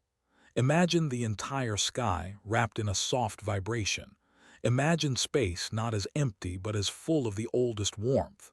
Imagine the body not as separate from the stars but made from their softened light. And in that moment you might feel it, not as sound, not as heat, but as a presence, a nearness, a message that has taken billions of years to arrive and yet has always been here. The message says only this: you belong, you are part of this echo. You are shaped by it, held by it, sustained by it. The echo continues, and so do you. Time is often imagined as a straight line, moving forward without pause. But what if time, like sound, has frequencies? What if the past doesn't vanish? It simply drifts lower, softer, just beyond the threshold of hearing. Beneath the ticking of clocks and the rhythm of calendars, there may be something deeper, a quiet vibration where memory, matter, and motion intertwine. These are the frequencies of forgotten time, not lost, just hidden in the spaces between seconds. In the physical world, every action leaves a trace. A falling leaf displaces air. A spoken word trembles through walls. A heartbeat echoes through the chest and out into the world. These signals may seem to fade, but energy never truly disappears. It changes form, it moves, it settles into patterns. Some believe that time, too, is written not only in history books or memories, but in the very structure of space itself, as faint imprints, quiet grooves pressed into the fabric of reality. Physicists have long described time as a dimension like space, but we move through it only one way. And yet, under the surface of this motion, something stranger may be happening. Quantum theory suggests that particles can exist in superpositions, states where time moves forward and backward at once.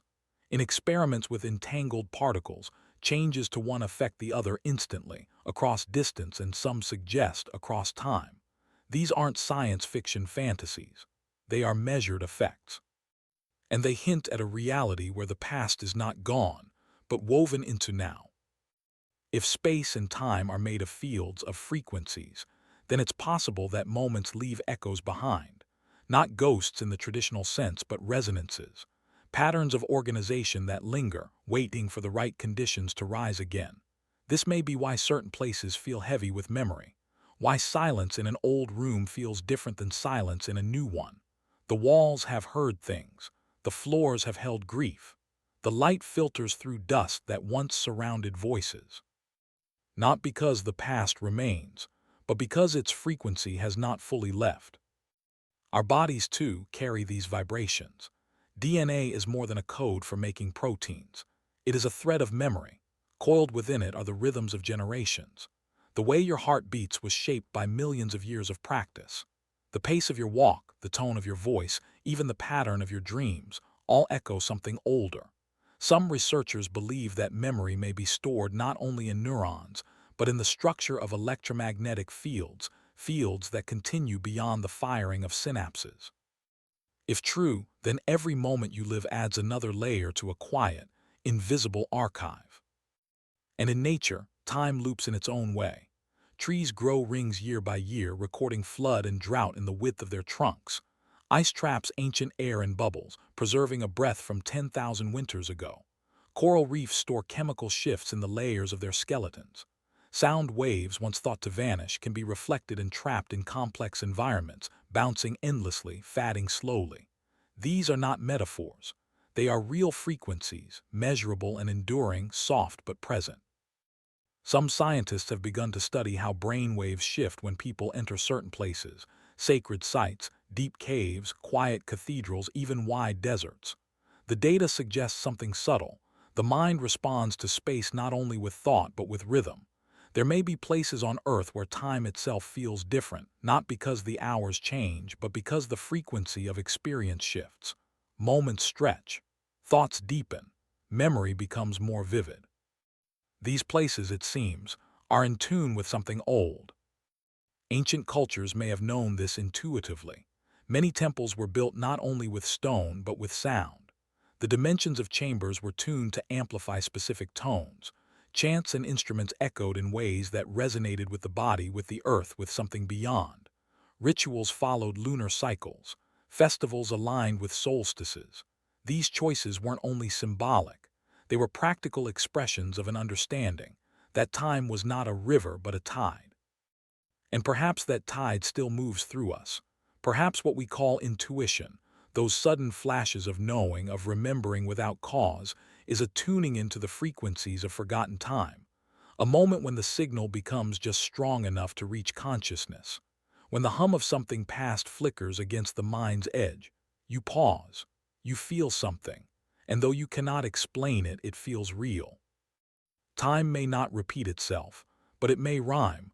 The frequencies it leaves behind do not vanish. They drift, they soften, they settle like dust on sunlight. And sometimes, with stillness, with presence, with quiet attention, we can feel them again. Let us move deeper now, into the layered folds of time's forgotten rhythm, into the places where memory settles not as story, but as vibration. These are not the memories we choose to hold, the names, the faces, the marked events. These are the deeper ones, buried beneath words, etched into patterns of sensation and instinct. The kind you feel when you walk into a room and know it's not quite empty. The kind you carry in your body without knowing their source. They may not speak in language, but they hum with familiarity. They are time, folded into presence. Physicists have begun to explore whether the universe remembers more than we think. In the field of loop quantum gravity, some suggest that space itself is made of loops, tiny units, discrete, vibrating. And these loops may hold not just shape, but history. That is, every region of space may contain a record of its own experience, its own past. Just as grooves on a record hold sound, the curves of spacetime might hold echoes of all that has passed through. These echoes are too subtle for our senses, but they are not lost. In biology, we find something similar. Cells do not just carry genetic code, they carry molecular memory. A cell that survives stress will respond differently the next time. A plant that bends toward light today will grow differently tomorrow. Memory, then, is not only in brains. It is in behaviors and forms, in the repeated patterns of life that adapt, reshape, and quietly remember. Perhaps the natural world does not forget. It simply responds in ways we cannot see. Even light remembers. When photons travel from distant stars, they carry with them the signature of what they've passed through: clouds, fields, gravitational warps. By decoding this light, we can tell the temperature, the speed, the direction of the object it came from, even billions of years ago. A single beam becomes a timeline. A frequency becomes a map of forgotten time. Some researchers are now using sound to explore ruins, caves, and historical architecture. By playing tones and recording the reflections, they can reconstruct the shape of long-lost spaces. In some cases, They believe echoes themselves may carry faint remnants of original activity, resonant frequencies left by human voices, by footsteps, by ritual. The idea is bold but compelling, that stone holds memory not in form, but in frequency. That a wall, once touched by song, may carry the ghost of that tone forever. Time folds into music in other ways too. When a violin is played for years, its wood changes. It vibrates differently. The instrument remembers the hands that shaped it, and when it is passed down, the sound changes again, not just from age but from experience. Every player leaves an imprint not only in wear but in wave. So too with voices. A lullaby sung across generations may soften, may shift key, but its rhythm stays. The baby rock today hears something carried from centuries ago. In the human mind, these echoes of time emerge in dreams, in sudden recollections, in déjà vu. Science explains some of these as neural misfires, patterns replayed unexpectedly. But there are moments that feel older than that, times when memory arrives with a sense of weight, as if borrowed from something beyond one's own life. Some cultures speak of ancestral memory not as metaphor but as a real inheritance. Not memories passed through stories but through rhythm, through gesture, through silence, through blood. Frequencies of forgotten time may also lie in the pauses, the breath before speech, the stillness between storms. In meditation, practitioners speak of timelessness, not as an escape from time but a falling into it, a feeling that time is not moving forward but unfolding all at once. Perhaps in these moments the brain shifts into a frequency more attuned to what lies beneath the surface, and what emerges is not information but presence, not fact but resonance. This quiet knowing doesn't shout. It arrives in whispers, in the way a forest feels older than its trees, in the way ancient roads still seem to remember footsteps, in the way certain songs make us cry for reasons we don't understand. The body, the earth, the air, each holds layers of frequency we are just beginning to notice. And what of time itself? The ticking of clocks is only one way to measure it. There are other clocks, biological ones, gravitational ones, atomic ones, that do not count hours but oscillations, vibrations of cesium atoms, pulses of light, the slowing of heartbeat with age. These rhythms reveal that time is not fixed. It stretches near gravity. It changes with speed. It is not a river but a field. And in that field, some frequencies sink low, become quiet, and are mistaken for silence. But they are still there, just beyond hearing, still echoing in the quiet architecture of things. A ruined city still sings. A fossil still holds pressure waves from its formation. A crystal vibrates with the age of the earth. And if we learn to listen, not with ears but with presence, we may hear the deeper rhythm again. The one that binds not just moments but generations, not just memory but meaning. Time in this view is not gone. It is layered, waiting, waiting to be felt not as a flashback but as a return, as a note sustained too long to be noticed, until suddenly you realize it's been there all along. Now let us come softly to the closing layers of this story, where time no longer feels linear but cyclical, where the echoes of moments, both known and unknown, settle like dust upon the present. In this stillness, we can feel the breath of forgotten centuries, the quiet imprint of things once felt, once lived, once released into the world as frequency. Not everything that fades is gone. Some things only shift into lower registers, into deeper vibrations that hum beneath our noticing. And if we slow ourselves enough, if we breathe, if we wait, we might feel time folding gently around us. In the sciences of memory, researchers are discovering that recollection is not playback. The brain does not store life like files in a cabinet. Instead, each time we remember, we reconstruct. The pattern of the memory is recalled and reassembled using signals, frequency paths that trace across the brain's electromagnetic field. And each time we do this, the memory changes slightly, like a song resung. The melody is there, but softer now, more worn, more deeply textured by time. The memory is not the event. It is the echo of having held the event. It is its own new rhythm. And so it is with collective memory. Entire cultures, entire species, remembering through repeated patterns, through architecture, through myths, through movement, dances that mimic the wind, stories that mirror the shape of constellations. Healing rituals passed down without interruption, held not in text but in tone. When a grandmother hums the same lullaby her grandmother once did, time doesn't move forward, it gathers. Layers of voice stack upon each other. Frequencies touch. And something forgotten becomes momentarily whole again. In the ancient world, monuments were placed according to sound. Some pyramids echo footsteps in strange ways. Some stone circles vibrate with wind. Caves with ancient paintings still carry acoustic fingerprints of the artists who whispered or sang inside them.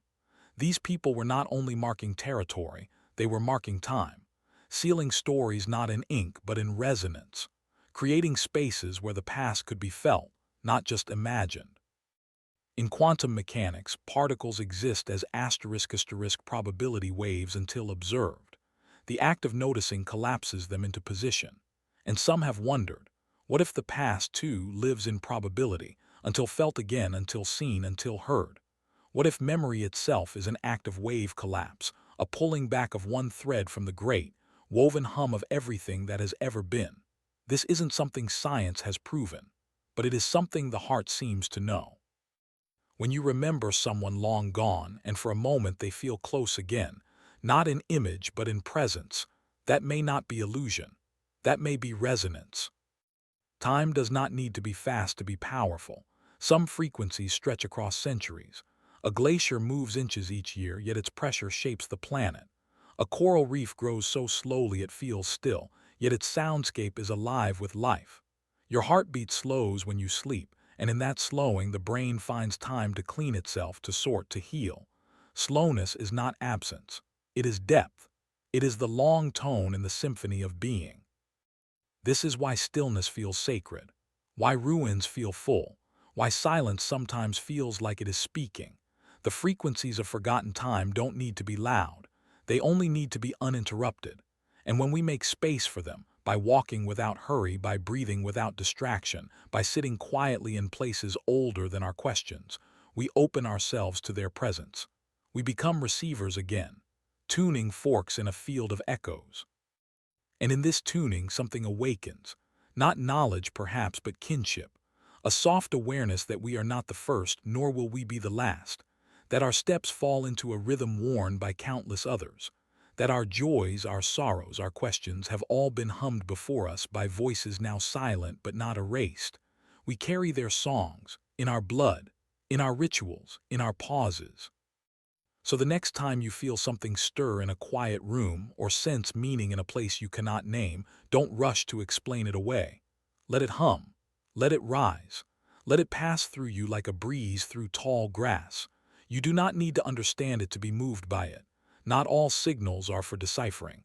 Some are for feeling, for remembering. In the end, time is not only a clock on the wall. It is a breath, a wave, a vibration. It loops and lingers. It settles into the bones of things. And in the stillest hours, in the longest shadows, when we let go of urgency and expectation, we may feel it again, not as something behind us, but as something we are made of. The past is not gone. It is only quiet. And if you listen with your whole self, not just ears, but breath and stillness and wonder, you may discover that you are never truly alone. You are surrounded by time's music. You are part of its harmony, and you are never far from its gentle return. You are made of light, though you may not see it. Beneath your skin, beneath the blood, even beneath the marrow, your bones hold a quiet glow. Not a metaphorical one, not a symbol of spirit or soul, but a literal shimmer of photons, of bioluminescent pulses, of energy released and exchanged in silence. This light is not blinding. It does not flash or flare, but it is real and it is constant. Your body hums with light that never reaches your eyes. Every cell in your body emits tiny bursts of photons, packets of light so faint they are called **biophotons**. They are not heat, they are not waste, they are signals. They flicker when a cell divides, when a thought forms, when your immune system responds to injury. These photons travel through the body, not as waves of color, but as messages carried in beams.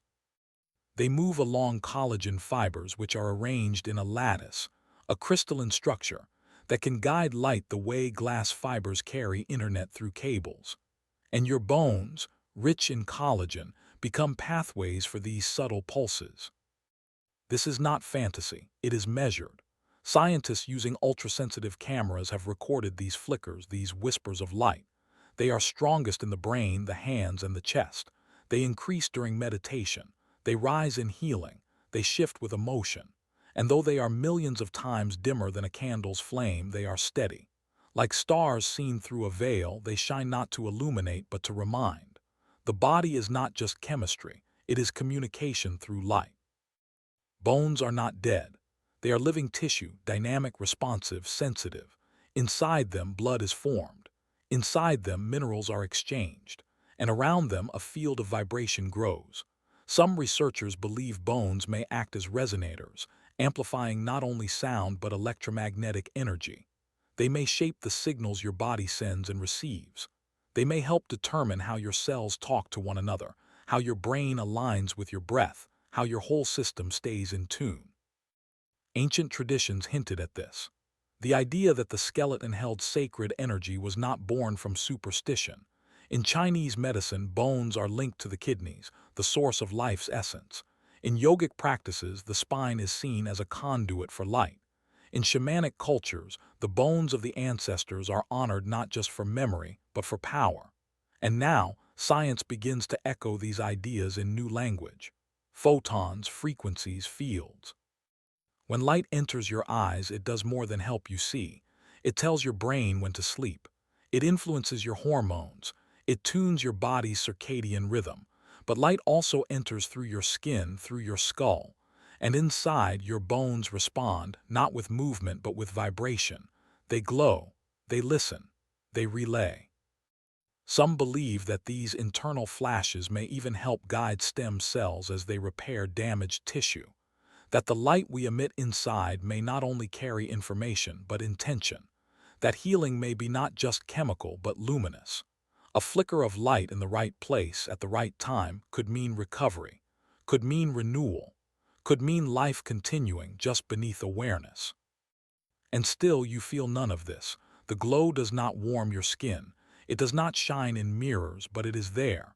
In your bones, in your breath, in the space between thought and motion. A slow, quiet light, not sent to be seen but to be sensed. You are made of atoms that once floated in stars. You are shaped by light that once burst from the heart of suns. And now that light lives in you not just as memory but as function, as fire, as frequency. You are not only walking through light, you are carrying it. Let us move now deeper into the body's hidden radiance, not toward metaphor but toward function, where light is not just presence but purpose.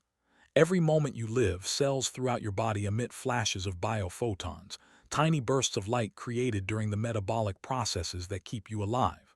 They emerge as oxygen is processed, as enzymes shift shape, as DNA replicates. These are not accidents. They are signals. Coordinated, meaningful, rhythmic. Your body does not only communicate through chemicals and nerves, it whispers in light. Biophotons seem chaotic at first, a random flickering. But the more we study them, the more we find patterns, coherence, pulses that vary with emotion, with illness, with recovery. Healthy cells tend to emit more coherent light, light that is ordered, structured, rhythmic. In damaged or stressed tissues, the coherence fades. The light becomes scattered, less precise. It's as if the body in wellness is a chorus of organized glow, and in suffering, the light forgets its melody. This light is most visible where activity is greatest, around the brain especially. Neurons fire not only with electricity but with a subtle sparkle. Some researchers believe that these flashes may help coordinate brain activity, acting like a conductor's baton guiding the orchestra of thought. Others wonder if consciousness itself may depend, at least in part, on this luminous exchange, if awareness is not just electric but photonic, not just wave but shimmer. In bones, the glow is different. It is steadier, slower, more structural. Bones are more than scaffolding. They are dynamic systems, constantly rebuilding, constantly sensing pressure, vibration, and internal signal. The collagen within them forms long chains, like crystalline highways, capable of guiding light from one region to another. This kind of internal light transport has been demonstrated in lab experiments with similar materials. The idea that light travels inside your skeleton is not fantasy. It is emerging science. When stress fractures occur, bones do not only respond by swelling or recruiting cells. They emit light, not visible light, but increases in photon emission signaling that damage has occurred. The body responds. Inflammatory molecules arrive. Stem cells are activated. And as healing begins, the photon activity changes. It is as though the body is watching itself through light, not with eyes but with presence. And what about memory? Could these biophotons carry more than signal? Could they help store information? Some studies suggest that DNA, when active, emits specific light frequencies, that each gene has a luminous signature. These patterns may help cells identify what needs to be built, what needs to be repaired. It may be that inside every one of your cells, light is being read, written, and passed on, not only as instruction but as memory, not only as data but as experience. The body glows more in certain states. During sleep, photon emission shifts. During meditation, it often becomes more coherent. In moments of deep emotional peace, some individuals have been measured emitting more biophotons from their hands and foreheads. The frequencies are faint, millions of times dimmer than ordinary light, but consistent. When people focus on love, on compassion, on stillness, the body responds not only in heart rate or breath, but in light. And bones, being the deepest structures, may be the most silent and most steady carriers of this glow. They do not shift quickly, they do not flicker, but they hold, they cradle, they remember. If the skin is the drum and the heart the tempo, then the bones are the tuning fork, the resonator. They keep the tone, they store the key. They make sure the song doesn't lose itself in the noise of life. This may be why we feel truth in our bones, why grief aches in the chest, why peace spreads through the spine. These are not abstract ideas. They are patterns of light and structure. The body is not guessing. It is listening, always listening. And when bones break, the light falters. For a moment the pattern loses its shape. But then, like stars reforming from scattered dust, the glow returns. Healing, in this sense, is the restoration of pattern, not only in structure but in signal. It is the reassembly of coherence, the quiet return of rhythm. Some researchers dream of using this light for diagnosis, that one day scans of biophoton activity might reveal early signs of disease long before symptoms arise, that we could learn to map not just the body's shape but its glow, its frequency, its signature, its shifts. And if we understand the language of this light, perhaps we can help guide it. Perhaps healing will not only come through medicine but through resonance, through light tuned to meet the body's own. For now, we are just beginning to see, but what we have already learned is enough to suggest something astonishing, that your bones are not quiet, that your cells are not blind, that every breath, every thought, every movement is accompanied by light, traveling not around you but within you. The body does not wait for illumination, it creates it. And deep inside, in the scaffolding of your being, that light continues to flow, slow, soft, sure. It does not need to be seen. It needs only to be carried. Now let us arrive gently at the closing rhythm of this story, not to end the light but to rest in it. The body, you now know, is not silent. It does not merely function in shadow. It glows, it pulses, it radiates quietly always. And the bones, those deepest structures, carry this glow with the patience of stone and the memory of stars. They do not shine to be seen. They shine because that is what life does when it is whole, when it is listening to itself. Your bones are shaped by ancient forces. Evolution sculpted them through trial and tension. They are tuned by gravity, by movement, by sleep. And yet in their silence they are never inactive. They respond to vibration. They register sound. Some researchers now study piezoelectricity in bone, a property where pressure creates electrical charge. When you walk, when you speak, when you press your foot to the ground, your skeleton generates electricity.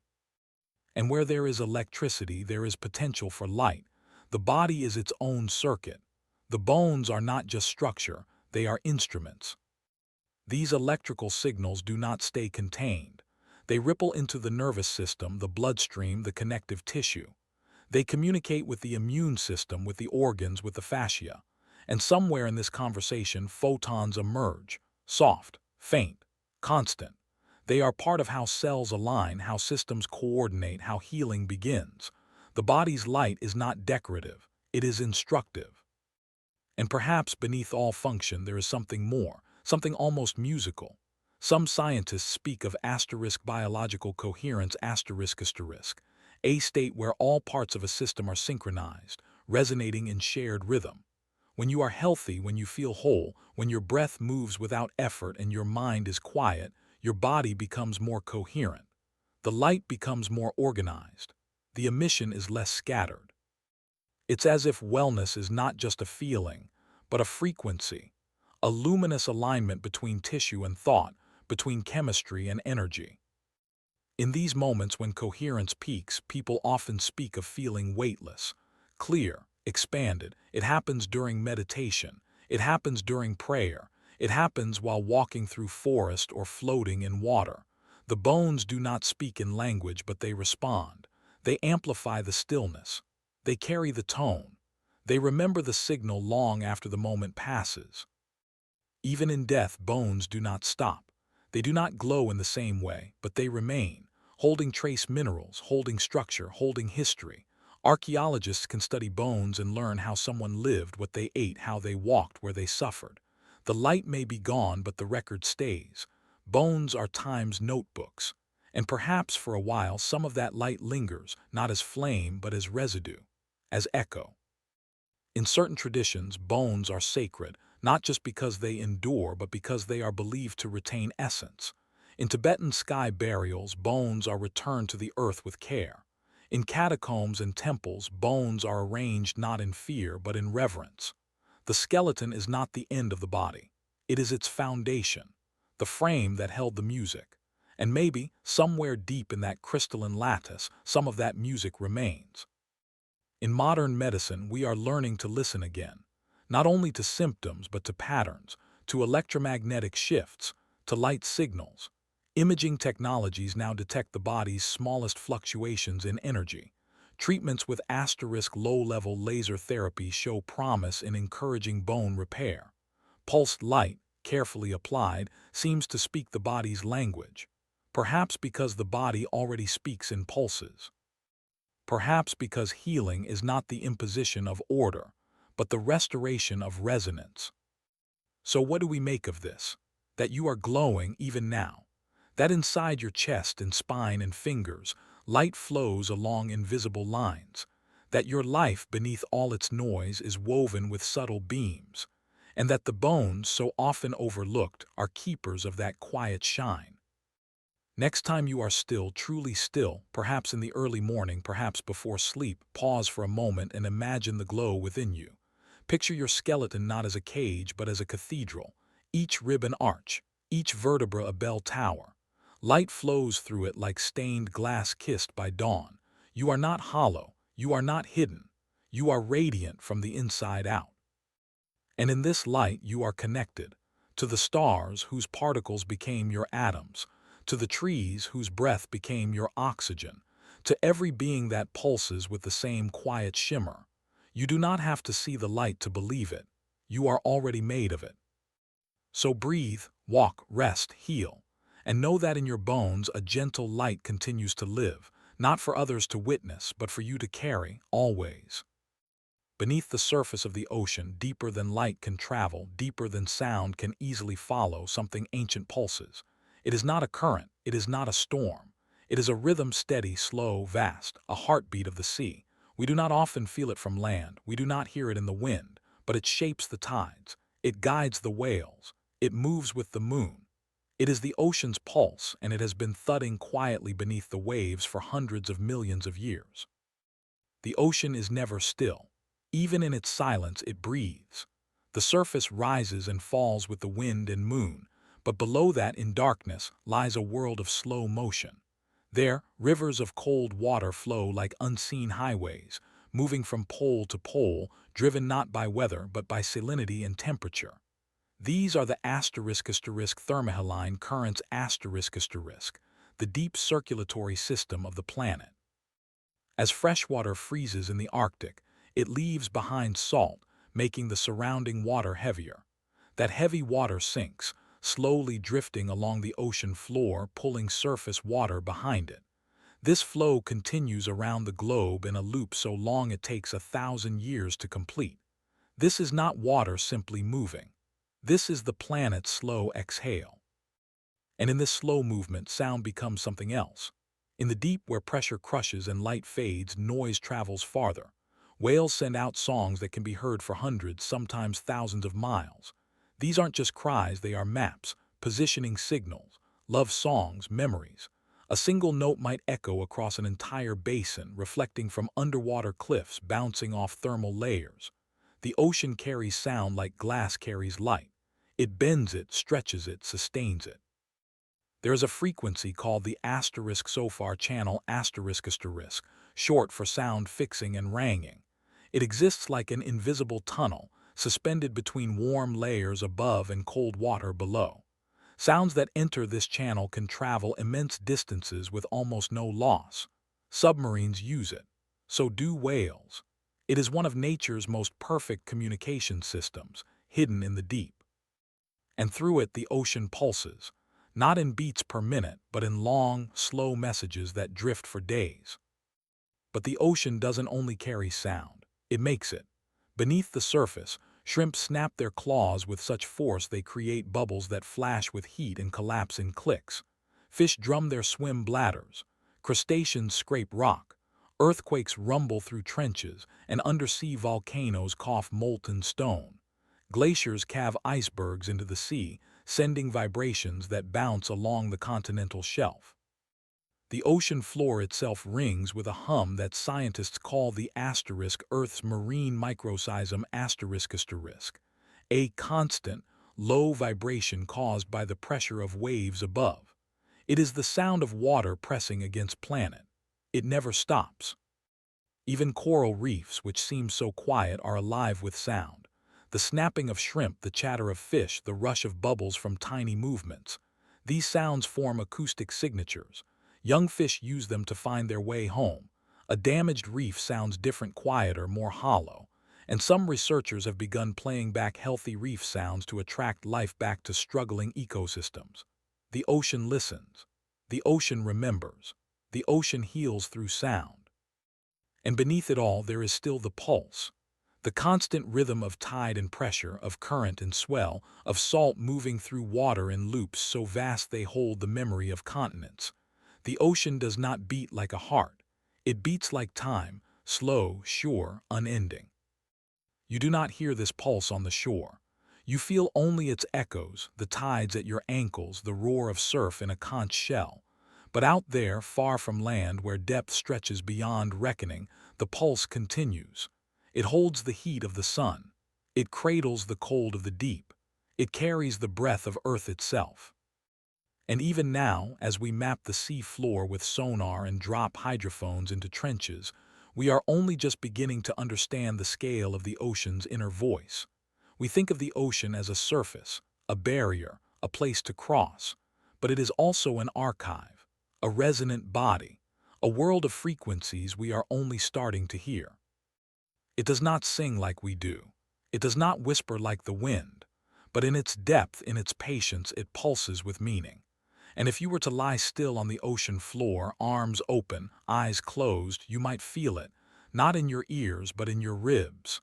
The deep, ancient thud of a world always moving, always speaking, always holding. Let us drift now into deeper currents, not just of water, but of history, of time, of the great pulse that the ocean keeps hidden in its slow-moving chambers. Beneath the surface, below the reach of light, lie patterns that stretch across centuries. In these depths, the world moves at a different pace. One of weight, of memory, of silent forces shaping life without fanfare. The ocean has a memory, not of events, but of motion, of temperature, of rhythm. And it stores that memory not in books or in bones, but in salinity, in pressure, in flow. Oceanographers track these patterns not with cameras, but with sensors that listen. Sound waves, temperature changes, the chemical signatures of dissolved gases, all tell stories of water that has circled the globe. There are waters off the coast of Antarctica today that last touched the surface before the French Revolution. There are deep Arctic flows that once drifted beneath the Indian Ocean. Each molecule carries a history of sunlight and ice, of evaporation and storm. And in their slow journey, these molecules shape weather, feed life, transport heat. The ocean is not only vast, it is thoughtful. Its movements are deliberate. In these deep zones, the temperature barely changes. It is cold, dark, still. But within that stillness, there is a current. The global conveyor belt asterisk, as it's often called, is a planetary circuit, a thousand-year loop of sinking and rising, of salting and freshening, of heat carried from equator to pole and back again. This conveyor does not roar. It does not rush. It moves like breath through the chest of the earth. One inhale every century. One exhale every age. Creatures of the deep live in tune with this rhythm. They do not rely on sunlight. They rely on pressure, on vibration, on chemical gradients that change so slowly they become clocks. Giant squid, jellyfish, bioluminescent fish with unblinking eyes, they live inside the ocean's hum. Some of them rise to the surface only once in their lives, drawn by pulses of current they were born into but never understood. Others never rise at all. Their lives pass in the shadows, guided by sonar, by tremor, by drift. And then there are the whales, ancient, intelligent, immense. Their calls travel farther than any other sound made by a living thing. A blue whale's song can cross an entire ocean. These calls are not just for mating. They are sonar, orientation, memory. Some whales sing the same song for years, slowly changing it with each migration. Others change their song suddenly, as if responding to a shift in the sea itself. These songs reflect the state of the water, the temperature, the depth, the clarity. Whales do not only hear the sea, they sing it. Scientists studying these calls have begun to notice patterns, waves of song that ripple through populations like shifting dialects. One whale might begin a new phrase in the Atlantic, and within months, others in the Pacific pick it up. The songs travel faster than the whales themselves. And so, across vast spaces, these animals remain in tune. They are like instruments in a symphony too large for us to hear. The ocean's pulse also shapes life along its edges. In estuaries, where salt and fresh water mix, nutrients carried by deep currents rise to feed plankton, which feed fish, which feed birds, which feed us. These upwelling zones are powered not by surface weather but by the draw of water pulled away by the conveyor belt. These movements are seasonal, cyclical, and when disrupted, by warming, by melting ice, by shifting winds, entire ecosystems falter. The pulse weakens, and life forgets its pattern. Even storms draw energy from the ocean's skin. Hurricanes feed on warm water, growing in power as they pass. But the strength of a storm today may depend on water warmed a decade ago in a different sea. The ocean does not forget. It keeps records in heat, in salt, in motion. And sometimes those records return as wind and rain. We now use satellites to map sea levels and wave heights. We drop floating buoys to track salinity and temperature. We deploy underwater gliders that drift silently, following invisible currents. But even with all our tools, we have mapped only a small fraction of the ocean's deep rhythms. Most of what it knows in silence. And yet the ocean responds. When we fill it with noise, ship engines, sonar, seismic testing, it flinches. Whale migrations shift, fish flee, coral spawning goes quiet, the pulse is interrupted, life recoils. But when we step back, when the ships pause, when the noise lessens, the songs return. Slowly, carefully, as if the ocean is forgiving but wary. This is not about fragility, it is about awareness. The ocean has survived extinctions, ice ages, collisions from space. It is not weak, but it is listening, always. And when the patterns it has kept for millennia are disturbed, the whole body of water trembles, not loudly, but deeply. And perhaps so do we, because whether we know it or not, we are attuned to the sea. The salt in our blood matches the salt in the tide. The rhythm of our heartbeat mirrors the waves. The lullabies we sing to children echo the rise and fall of the surf. The ocean's pulse is not foreign, it is remembered, inside us. Now let us return to the surface, not to leave the depths behind but to carry their rhythm with us. For the ocean's pulse is not something that belongs only to water, it is part of Earth itself. And Earth does not separate land from sea as we do, it breathes through both. The same forces that move deep currents also shape coastlines, fill clouds, guide migrations, and whisper through tree roots. The ocean's rhythm is the planet's rhythm, and in the quietest parts of ourselves we feel it. When we stand beside the sea, we often speak of calm, but the calm is not stillness, it is sync. Our breath begins to match the waves, our thoughts slow. The chaos we carry seems to dissolve. This is not illusion. Our nervous systems respond to rhythms, and the sea, with its deep regularity, offers one of the oldest and steadiest rhythms life has ever known. From the earliest organisms floating in shallow pools to the whales that now circle the globe, all life has been shaped by this pulse.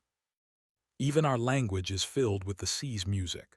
We talk about waves of emotion, tides of change, the ebb and flow of memory. We say something resonates or someone makes ripples. These are not just poetic phrases. They are echoes of the water's influence. Somewhere, our ancestors listened to the sea long enough to turn its rhythm into metaphor, and that metaphor became thought, and that thought became the way we see the world. But this story is not only about reflection, it is about presence. The ocean's pulse is not a relic, it is current, ongoing, essential. As we change the climate, melt the poles, acidify the waters, we do more than threaten sea levels. We disrupt a clock older than civilization. We shift a breath that life depends on. And though the surface may appear unchanged, the deep rhythm begins to falter. Some parts of the Atlantic are already showing signs of slowing circulation. If the conveyor belt weakens, it could alter rainfall patterns, collapse fisheries, deepen droughts. The ocean does not need to roar to change the world. A change in pulse, just a few beats out of rhythm, can shift entire systems. Forests may wither, storms may stall. Even the migration of birds and insects may break from their timing. And yet the ocean does not hold anger. It holds memory, it offers chances, it offers balance if we listen. Coral reefs recover when protected. Dead zones shrink when pollution stops. Whales return when ships slow. The pulse strengthens again when pressure eases. This is not a plea for fear. It is an invitation to attunement. The sea is not a resource. It is a conversation, a music, a partner in life. And deep within that conversation, there is something even quieter. A hum that never ends. It vibrates through the crust of the earth. It moves through rock and magma. It pulses from tectonic friction and mantle tides. Even mountains feel it. This asterisk background vibration asterisk, this earth hum, can be measured by seismometers. And in some places, the ocean's weight on the seafloor is what drives it. In that sense, the sea sings not only with life, but with planet. The pulse is planetary. Cosmic even. We are not separate from this. We are not onlookers. Our bodies, made of salt and water, are part of this larger resonance. Our sleep, our mood, our heartbeats, they all respond to pressure changes, magnetic shifts, lunar pulls. The pulse of the ocean is mirrored in the pulse of our own blood. It is one song, sung through different forms. And so we end not with a crash of waves, but with a breath, a recognition that in every drop of seawater, in every shift of tide, in every long, slow current curling beneath the surface, there is something ancient and alive, something that remembers, something that endures. You do not need to sail to the deep to feel it. You can close your eyes beside a quiet stream. You can breathe slowly under a tree. And if you listen, not with ears but with awareness, you might sense it, the ocean's pulse, still moving inside you. Not as metaphor, but as memory, as rhythm, as the slow, sacred thrum of a living world still singing through your chest.